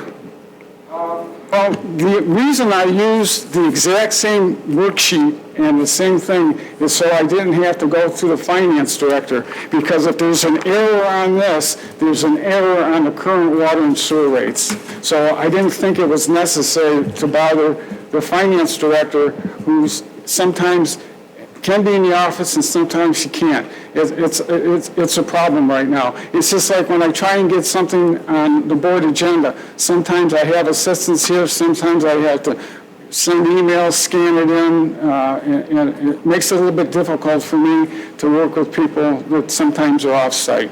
So if I thought it needed to go to finance director to approve something that was already approved to introduce the water rates, I thought we would have a problem, because then that means there's an error and maybe we should be refunding even more. But these were all approved when we approved the increase for last year. The exact same numbers. That actually answers that one. I'm going to skip a couple more, but I'll skip most of these. Did you look at, I'll ask my last two, did you look at any other ways for relief to our property owners, such as property taxes, the credit card fees, all the things that we are discussing at every management meeting and trying to move on to the recovery piece? So was there any discussion on those other pieces as a piece of the puzzle? And then I'll ask my last one, and then I'll give it back to you. Have you been in contact with Macomb County Public Works, Great Lakes Water and Sewer Department, Michigan Townships Association, MML, federal officials, state officials, state reps, legislature, on all of the pieces that are in the soup right now for comprehensive, full stimulus to local governments? We are in contact with those folks on all of these options. Have you had contact with any of those individuals about this proposal? First of all, you're confusing taxes with a business enterprise fund. It's two different things. And this is only a resolution that can be used to lower sewer and water. I can't use a resolution or to lower township taxes right now. It's a whole different animal, and it's a start in looking at helping our residents in the current economic state. About 2 months ago, the Great Lakes Water Authority, because Macomb County had $1.2 million in RAP funds that weren't used, instead of dispersing them within the residents of the county, they divided it between Flint and the city of Detroit. And nobody in the county, at the county, stood up and said, hey, how can we use that money to help the residents in Macomb County, which could have maybe filtered down to Chesterfield. But $1.2 million of RAP funds that was slated from Macomb County that came out of our water and sewer rates got allocated to Flint and the city of Detroit. And nobody at the county did anything to try and put it back into the pockets where it came from the township residents. The other thing is if you look at all these other issues out there, by the time it gets to the residents, the last 3 months that we're trying to get this reduction will come and go. It's just like small business loans. People, they ate up the first $410 million. They got another $380, and the system's down. They can't get it to it. So these people aren't being helped right now, the ones that need it. This will give them relief. This will give them relief. So if we do nothing and wait for all these other pie in the skies that you're talking about, we might not do anything for the residents. All we're doing is we're going to push them out and say, oh, well, we can do this for you, and we might be able to do this for you. Today, we can do something that's definite. We can put some money in your pocket. Thank you. I'll go to the ones that haven't spoke yet. We want to see if Trustee Anderson, Clerk Barry, or Trustee Demink would like to speak before we come around again. Trustee Demink. Okay. The last meeting I brought up about other like Semco, Detroit Edison, Comcast, and then today I got an email from Verizon that all these other companies their rates are the same, but they're working with people to pay their bills. If you can't pay your bill or you're having a hard time, they're letting you work out a payment plan or letting you extend it. They're not providing late fees or shutoffs. And in fact, I'm pretty sure that our water department, we're not doing any type of shutoffs. We're not charging penalties. So we're already helping residents. I don't really agree with changing these rates, especially when it's to me, it seems like a small amount. But that's how I feel on that. A lot of restaurants are closed. I drove around today and a lot of the industrial plants are closed. They're not even using water. But if I recall right, I think we have to buy a certain amount of water and DPWs, and if we don't use it, we still get charged. So I'm really not in favor of this. I can see delaying payments, working with people. People have a hardship. That's the way I see it, and that's the way the other utilities are doing it. And that's sort of the way I feel on this part for right now. Yeah, Trustee Anderson or Clerk Berry? Thank you, Mr. Supervisor. I did want to make the board aware that we had received a resident comment on this item, but that we received a subsequent email that asked us to just disregard that. So I will not read it because a subsequent email indicated that it should be disregarded. So, but did want to make the board aware of that. And that comment was from Jimmy Thompson on Red Creek Drive. The comment as well as the subsequent email to disregard. And then as well, I'll take this opportunity to make my comments. I really like this idea. I said that at the last meeting as well for the same reasons, is that I think that if there is any way for us to provide relief to our residents, we should take a look at all of the options to do that. So I really like it.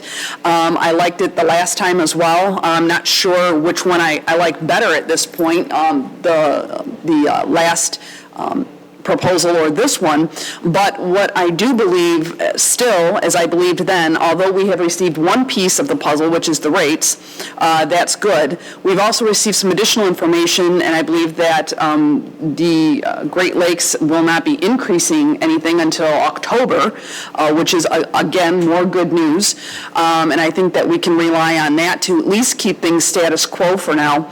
But there's a couple of other, I think, major pieces. I think, and kind of everybody touched on these things, and I was thinking them myself. One is that there are a number of pieces of legislation being drafted as we speak that are moving through the state legislature, House and Senate, as well as at the federal level, both houses of Congress there as well.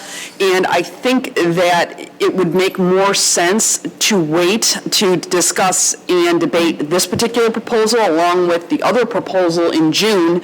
I think we'll have a much better picture of what to expect as far as federal aid, state aid, what our particular usage looks like. I think we'll just have a lot more pieces of the puzzle. I think we'll have a much better picture of how we can use perhaps a mechanism like this to provide relief to residents. So I don't know if we thought about maybe as so much as a rate reduction. One of the concerns that I have with this particular proposal is the amount of time that it covers, and I understand Trustee Vosberg's concerns. I get that. I'm even more concerned, though, if we were to just put a July 1, 2020 date on it because of our billing cycles and if it would hit everybody at the appropriate times to realize the same kinds of savings. So I'm a little concerned about the disparities in what the relief may be. I'd like that to be as equitable as possible. I don't know if it is possible to provide maybe just a flat amount on all bills, beginning with the first cycle and each cycle giving each one of them perhaps just a flat, say, COVID credit of just a flat amount, and then it would be equally dispersed. I don't know if that's why it's retroactive. I understand that. And what I'm suggesting is perhaps a flat credit might be better and less of an accounting nightmare than perhaps this proposal. I'm not opposed to the concept at all. In fact, I think I've been one of the most ardent supporters of this one as well as the last one, and have been very vocal about it. It's just the way in which we're doing it. I think I would feel much more comfortable evaluating it in June when we all agreed unanimously to evaluate the other. I understand the changing circumstances, certainly, and I think they're going to continue to change. Perhaps some indicators are going to get worse. I think other indicators are going to, in fact, get better. But for me to make a judgment call on this now, I would not be comfortable doing that for the same reasons as the previous meeting's proposal. Again, the concept I like. I would like to, though, have some additional discussions about some other ways to perhaps format this or other ways to structure it, but I don't think we can have meaningful discussion about those possibilities until we see a little more data and information coming over the next 30 days or so. So that's what I would like to do. I would, again, very supportive of the concept. I just would feel, I don't feel comfortable voting affirmatively today, but I would definitely like to have this as part of the conversation along with a couple of other options in June, and I'd be prepared to discuss those and vote for some sort of relief at that time. Trustee Anderson.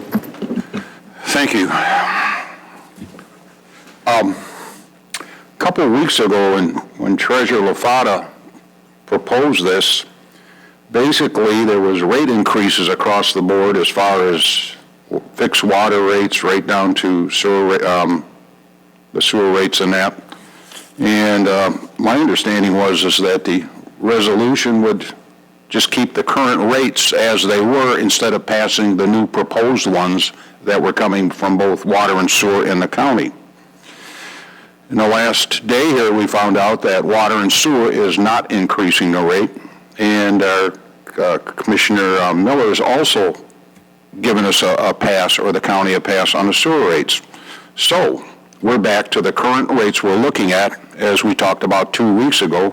And I think all this motion, without waiting for the state and the federal legislature and both houses of the Congress and whoever else is involved, just vote on it. Give a break to the people till October. That's all we're asking for the rates that they've been paying, regardless of cards and everything else. Other things will, if people come up with, someone on this board has some other great ideas, let's get them out there in the form of motions. We seem to have a lot of motions coming on here, but let's do something for the people.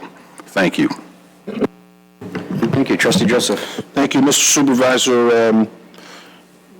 Lot of comments about what we could do differently, and as Trustee Anderson said, the original motion was to stay the rates, a moratorium on the rates, and GLWA took care of that. They didn't say in their deliberations, well, maybe we should wait to see what the feds do, or maybe we should wait to see what the CARES package brings, and maybe we should wait to see.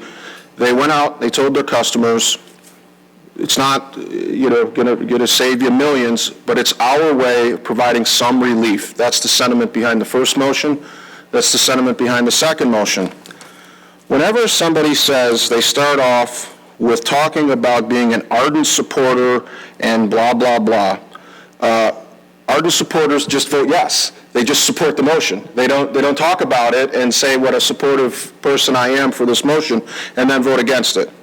Consistently voting to increase water rates, and we have an opportunity to provide some relief with a small rate reduction, a rate rollback. The numbers and the opposition to this, as was pointed out, as a perceived relief. It's just perceived relief. There's not a real relief here. That was the exact opposite argument we made when the special assessment district for the public safety, and there was more at stake there because during those deliberations I talked to you about the concerns of the union members and the police and fire seeing their rates being politicized. There was a greater loss there, but that was less than this. Why wouldn't the same logic apply? With that said, I feel uniquely positioned. I'm fluent in both LaFata and Acciavatti, and I would really like the opportunity to hear and to sit down and actually do something. And what I heard you say is, basically, Paul, I see a lot of good in this, and there's a lot more that we can do. And so saying we must do it now, or there's no, maybe we could look for a win-win here.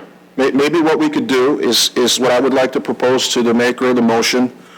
I don't think that it's necessary to run everything by all the organizations that you referenced when you were asking Treasurer LaFata, questions about did he do this and did he do that. And the other thing about did you run it through the recovery team? I don't even know what the recovery team is, all due respect. I don't know what that is. People can come into this building and they can make organizations, they can call it whatever they want. It's almost as if there's like a tree fort and a private little club that goes on. We have a recovery team, and then we have logos, and we have careful, calculating, calm. I don't know what any of that means because I'm not here day to day. But when a guy comes forward with a good idea, and he calls me at home on a Saturday, and he runs it by me, we talk on a Friday, whenever it is that we can get together. I think there's enough building block there to sit in a room, and I'd like to do that. I'd like to sit down with Treasurer LaFata. I think we can maintain some social distancing. Let's talk about what ideas we have. Let's look for the win-win. And, Mr. Acciavatti, when we're done, then you can come out and tell Clerk Berry how she can vote, because she's going to follow you no matter what. Let's go into a room. Let's talk about what ideas we have. And we'll come back to the board. Treasurer LaFata, I'd ask you to withdraw the motion. Let's sit down, the three of us, caucus this, look for an opportunity for a win-win, and then come back to the board in 2 weeks with some meaningful relief for the people we all serve.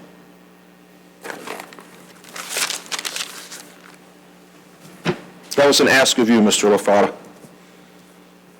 I would consider that, but I got a feeling that we'll probably get the same treatment in 2 weeks from now. That Let's not have no in our heart. I'd just like you to withdraw the motion. I'll tell you what. I'll withdraw the motion in good faith, and I'll see what happens after that. Boxing gloves come off. Thank you. The motion has been withdrawn. Moving on to item number 10, public comments. Clerk Berry, are there any public comments? Mr. Supervisor, there was a public comment that was received on the SAD, but it was received after the SAD was already, after action was taken, but I would like to read the motion, or excuse me, read the comment into the public comments. The comment is from Jimmy Thompson, 32037 Red Creek Drive. The water main is at least 30 years old, correct? Makes great sense to explore it now. Thank you, Mr. Supervisor. Those are all of the public comments that were received. Let's bring it up to the board. Trustee Anderson. Thank you. At our last meeting, there was quite a bit of talk about one of our favorite topics here, the Weber Paddle Park. And there was some references to me that I had only supported a resolution one time, and I've been a fairly consistent no vote since. And I just want to address it because I didn't have the meeting at the way the comments are made. You can't, you kind of sit here, things are said, and you can't refute them or answer them. It's just, that's it. When this paddle park donation from a great benefactor started about 2015, I think it was, I had the opportunity to talk with the former supervisor regarding it, and I had concerns like, is there fees that the township's going to incur taking this piece of property? I mean, you could ride down Jefferson, take a look at it, and if you had a tremendous imagination, you could try to figure out what it might look like, but I got the gut feeling that there wouldn't be a problem. The township could take it, and the plans were kind of basic. It was just going to be a paddle park. The information that was provided a couple of weeks ago, that old board, and there's like a few of us here, I'm going to read it. And not in its entirety. Well, the Charter Township of Chesterfield, County of Macomb, Michigan, application submission for Coastal Zone Management Grant, Weber Paddle Park, Kayak Canoe Launch, Resolution 2415-34. A regular meeting of the Township Board of the Charter Township of Chesterfield, County of Macomb, Michigan, held on December 21st, 2015, 7 o'clock p.m., Eastern Daylight Time in the Township Complex located at 47275 Sugar Bush Road. Present were Supervisor Lovelock, Clerk Berry, Trustees Anderson, Bell, Demink, and Joseph. The following preamble and resolution were offered by Supervisor Lovelock and supported by Clerk Berry. Whereas the Charter Township Department of Parks and Recreation has partnered with the Clinton River Watershed Council to participate in the Coastal Zone Management Grant. Whereas the Coastal Zone Management Grant will provide resources for the purpose and installation of ADA accessible kayak/canoe launch for the Weber Paddle Park in Chesterfield Township. And whereas the total project cost is estimated at $44,000, 50% which would be funded through the Coastal Zone Management Grant and 50% would be a local match. And I'd like to repeat that. Cost of $44,000 would be split between that other entity, and the township would be responsible for $22,000. And another, whereas the Township Board of Trustees voted to approve the submission of application to the Coastal Zone Management Grant. Now, therefore, be it resolved, the Chesterfield Township Board of Trustees hereby approves a resolution of support for the submission of an application for the Coastal Zone Management Grant.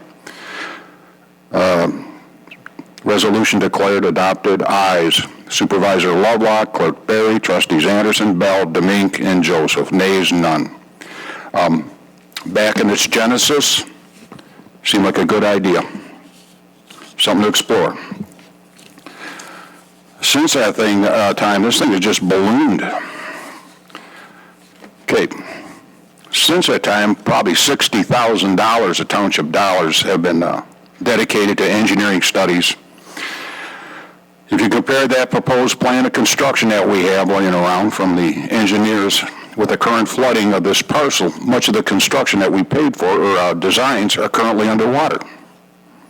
This board majority now has earmarked another $113,000 to continue that development. Our board leadership guarantees state grants to assist in this endeavor. Just a few thoughts on this entity, or this. If it's a smashing success, if kayakers far and wide come to Chesterfield Township to launch their little crafts from our thing there, according to the grants, you residents just get in line. You don't get any priority because grants don't allow that type of discrimination. If the kayak endeavor is a complete crash or waste of time, guess what? Either way, folks, you get to pay for its upkeep, whatever that cost is into the future. The nation's currently going through a pandemic. We're in the midst of a crisis. We don't know what's going on. People are losing their jobs. People are not going to be able to make their house payments. House payments include taxes. They include millage rates that are paid to your local community. We don't know where we're going to be in a couple years from now. These endeavors that this board is engaging in is going to saddle. It's going to saddle future budgets. I don't believe it's right to be doing that. We have to kind of look out for the future of our township, besides all the wonderful things that people may think we do or don't need. Earlier this month, Bill Bignati. Bill was a very active member of the participating with the Friends of Chesterfield Township Police Department. Very active supporter, and we lost him. And I'd like you to keep him and his family in your thoughts.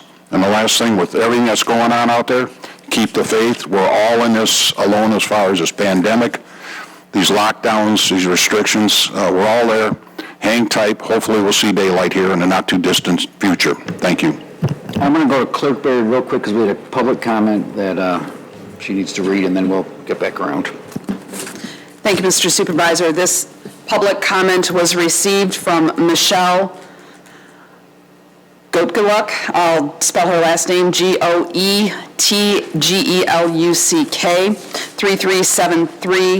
33763 Lighthouse Point.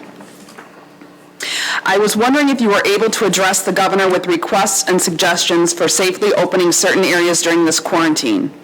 1, she opened bike repair. How about sewing machine repair? It's done in a secluded back room by a single person. I've been making masks and caps for healthcare, and my machine needs fixing fast. 2, she opened motorboats. Can storage places safely put boats back in the water? Thank you.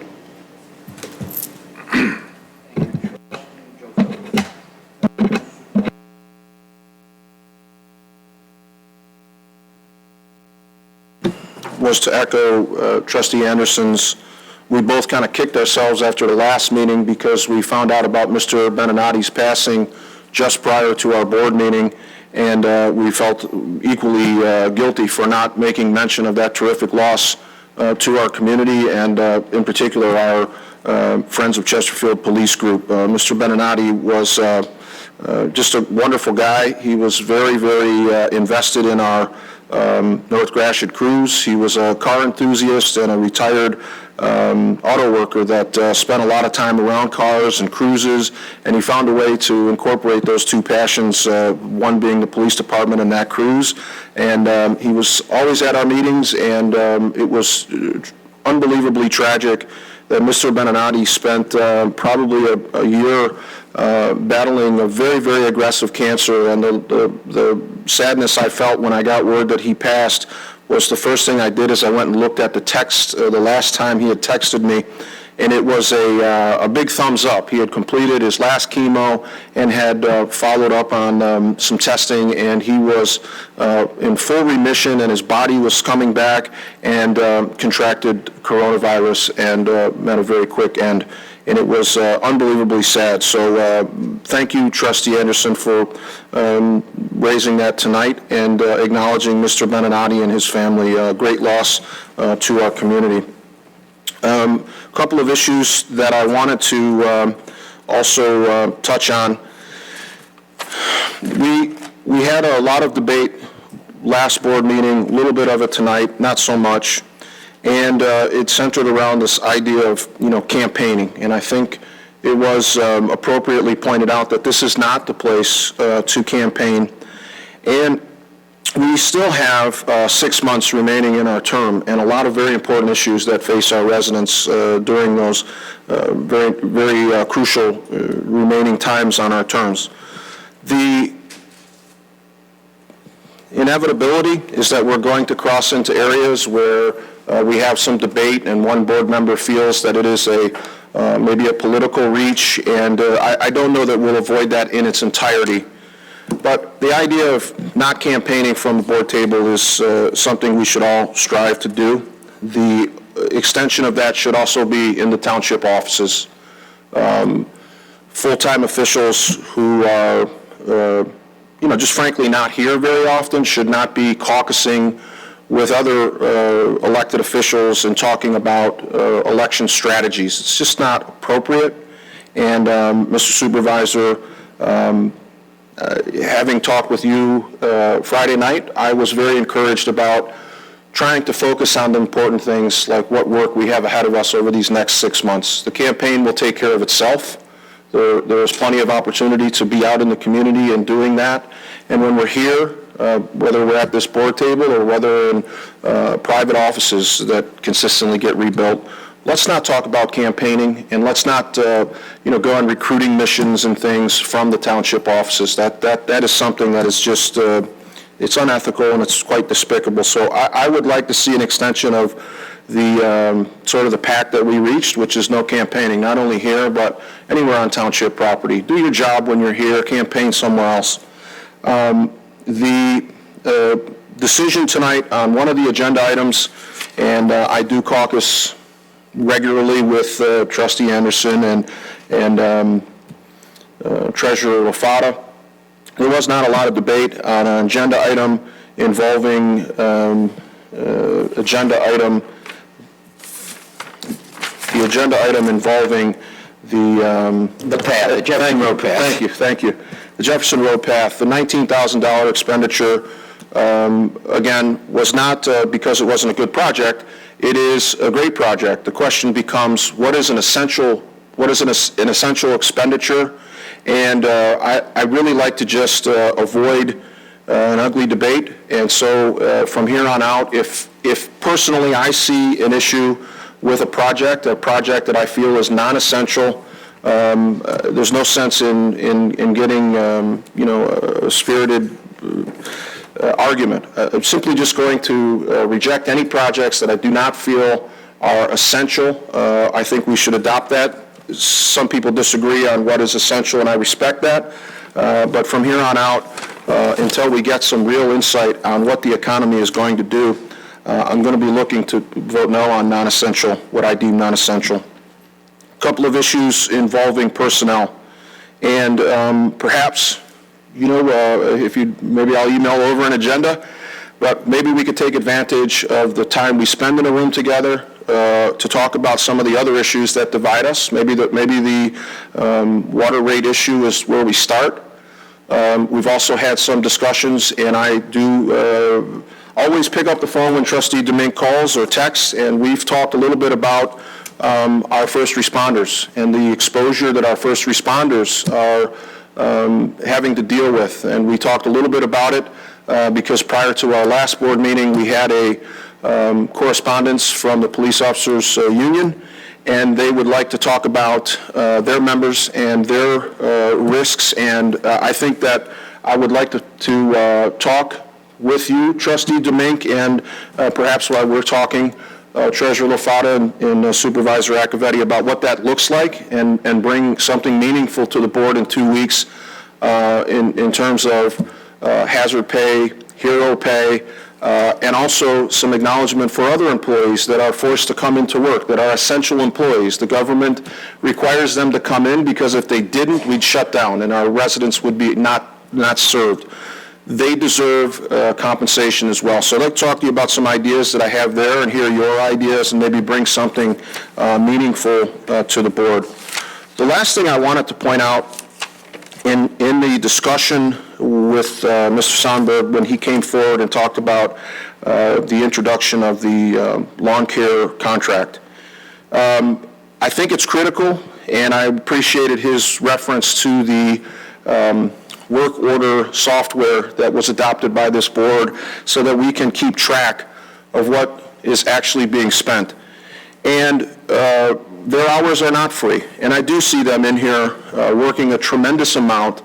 And when I pointed out just one area, the clerk indicated that she was very proud of the work that she and Ms. Niza do, and I am too. But as I was listening to her talk, I was reminded, and we're in a sports deprivation world now. There's no baseball, there's no basketball, there's no hockey, and I'm a big basketball fan. And in 1986, the Bulls and Cavaliers were playing. It was a double overtime game, and Michael Jordan scored a record high 69 points in that game. A member of the press asked Jordan's teammate, a rookie by the name of Stacey King, what he thought the secret of the success of the victory. Stacey King scored 1 point in that game, but he said to the reporter that he thinks the success of the team centered around the fact that he and Michael Jordan combined for 70 points. And every time I hear Clerk Berry talk about Deputy Clerk Niza and I think about that quote, because the 69 points is being performed by Clerk Niza. And so when you're talking about the work of the clerk's office, you have to be here, you have to roll up your sleeves, and when you're here doing work, others don't have to do that work. And so I would like to see in the next 6 months some attention paid to the clerk's department with a physical presence of the salary that is paid to you by the residents. You're supposed to be here, be here. Thank you. Trustee Domink. Thank you, Mr. Supervisor. Trustee Joseph, yeah, just give me a call. I've already had some conversations with some people from the union and Chief Kirsten regarding that other issue. So, yeah, just give me a call whenever you're free. And otherwise, I just want to tell all the residents to stay safe and stay healthy. Thank you. Trustee Voss. Thank you. you. I don't have any further comments. Treasurer LaFata. In this issue of the Voice on the front page, it was officially announced that the F-35s would not be coming to Selfridge Air Force Base. It's kind of strange. This decision was made before there was any input from Chesterfield residents, whether they had a liking, whether they were in favor or not in favor of having these airplanes come into Selfridge.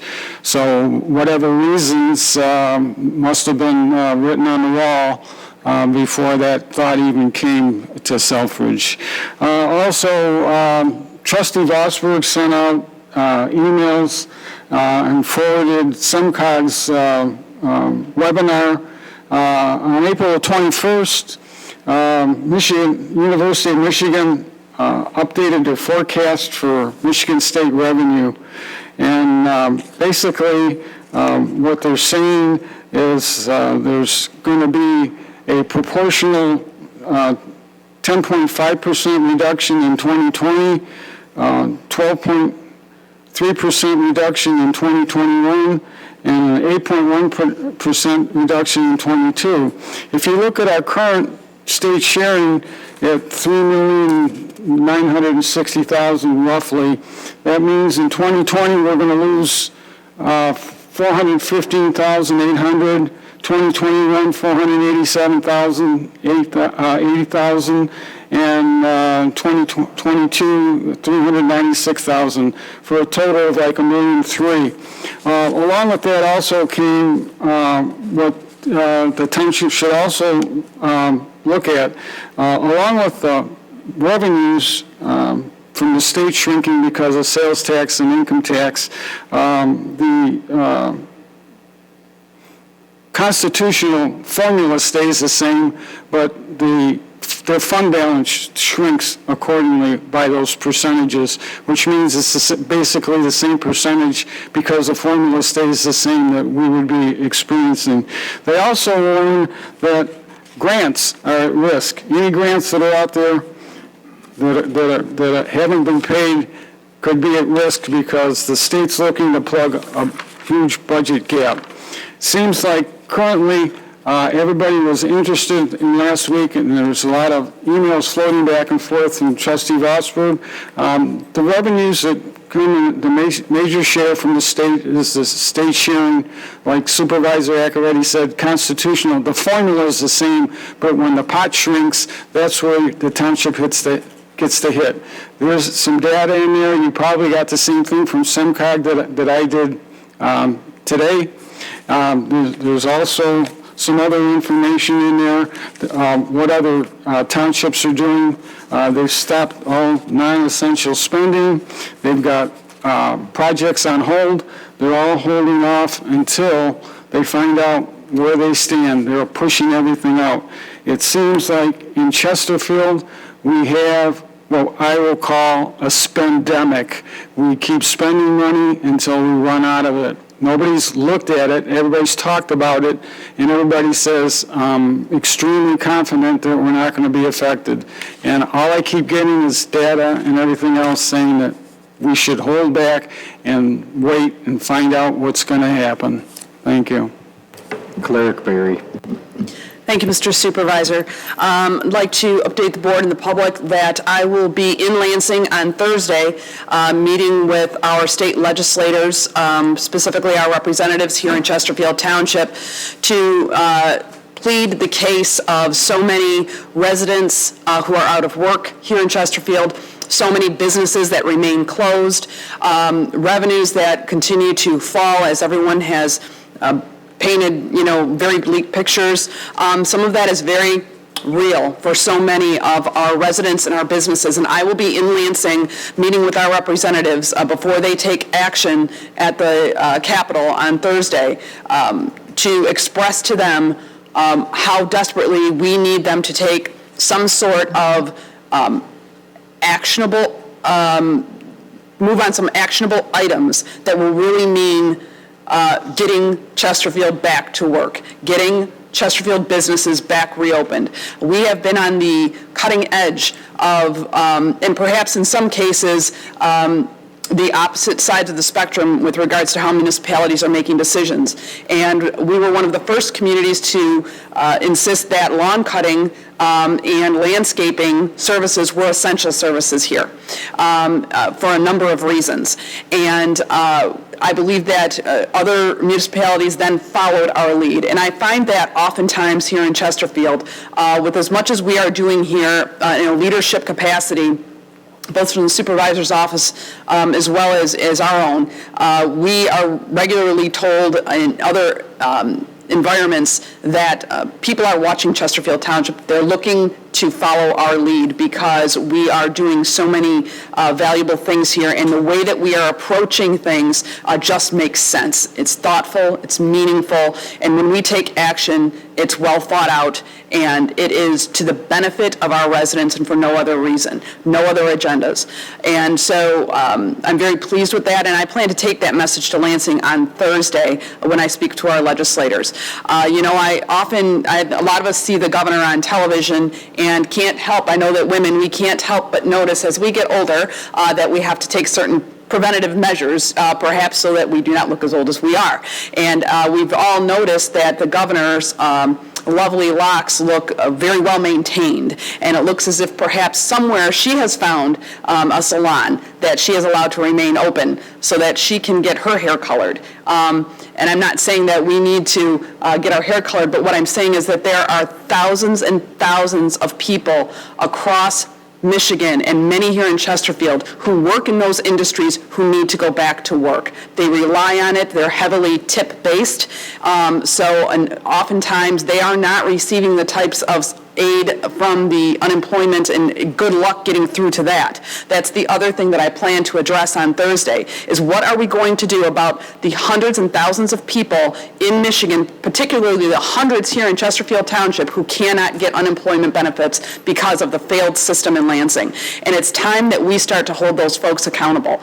And I will be there on Thursday doing that. So I am very proud to show my roots, and I would challenge the governor to show her roots as well, and root proof that that she's not having her roots taken care of as lovely as she looks on television.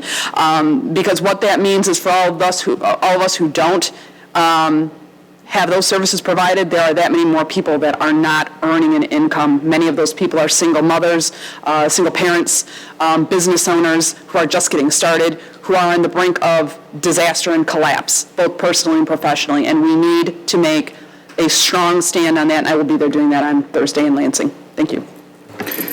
Thank you. One quick rebuttal or follow-up with Trustee Anderson. I meant what I said. I actually truly respect your opinion on the Weber Paddle Park, and I appreciate you reading that first resolution. You missed the second one, though. On March 21st, 2016, unanimous support by Lovelock, Hartman, Anderson, Bell, Demink, and Joseph, which directed me when I walked in the door a year later to clean this thing up, to build the Weber Paddle Park. It also directed the township to spend $114,000 on implementation. The bid we got and the proposal in front of us, we're projected to spend $114,000 on implementation. So I do respect your opinion. I don't, or your view on that. Since then, it's been not doing it. But you missed a very, very important piece of that puzzle. And that's the piece that we've changed in the last 3 years together as a board. Trustee Joseph, I am looking. You said at one time. Well, One time for I don't no problem. I don't want to do it back and forth. We can do that after, and maybe I get the advantage because I go last. Okay, I understand. And it's in the agenda item. Trustee Joseph, I am also looking forward to sitting down. I'm unfortunately not optimistic, but I am looking forward to. I will sit there and hopefully we can have a genuine, calm discussion on the reality of our budget, our processes, of our visions. Those are not going to align. That's very, very clear. But what should align is that we're public servants, and we're here to serve the public to push whatever vision that is that you are looking to push, whether it is lowering taxes or raising taxes or lowering water rates or not having projects, whatever those are. I'm looking forward to that legitimate conversation. The costs, and Treasurer LaFatta and I look forward to our discussion where we can actually tear these numbers apart. Now, the reason why I am comfortable, that does not mean that you're not constantly looking at every single expenditure that we expend, every single one, and tear them apart. Now, the difference is we've been doing that since 2017. And the results are seven-figure plus savings in many, many costs, medical, 7+ annual savings since 2017. And this doesn't just happen by itself. OPEB going from 68% to 86% when we were falling off of a cliff. And it's not because of the income side of this. It's because of the cost side of this. So I appreciate the projections that you got from Treasury. I actually agree with them. The nice part is, in 2017, when we walked in the door, our revenue sharing payment was $3,371,000. Our costs are very near where they were in 2016 because of the work that this board has done by sometimes with force or not very unified, or somehow we got it done. That is subcontracting the services like lawn that we clearly were not efficient at. That was like going out for vendors on medical and on benefits. That is an HR department that is pinpoint focused on providing the best value. So our cost trajectory has gone down. Our revenue trajectory has gone up substantially. That's why a reduction in property taxes, we've reduced them 0.3% total in actual property taxes, and we are on the path to be able to continue a property tax reduction. That's why I'm really looking forward to this meeting. Hopefully it's genuine. It's met with open arms. It will be on my end, and I look forward to doing it within the next couple of weeks. Do I have a motion to adjourn? Do I have a motion to adjourn? Mr. Supervisor. Motion to adjourn. I voted no on it, not yes. Look at it again. Read the bottom. Not where I'm at. You're looking at the wrong one. You're looking at the third one, not the second. 2017-24. I was a no vote on it. It's 2016-02 is the resolution I'm looking at. 2017-24, I was the only no vote to continue it. That's correct, but the resolution I'm referring to is 2016-02. Thank you. You're correct. Motion by Trustee Joseph, support by Clerk Barry to adjourn. All those in favor signify by saying aye. Aye. Opposed by saying nay. We are adjourned at 9:48 p.m.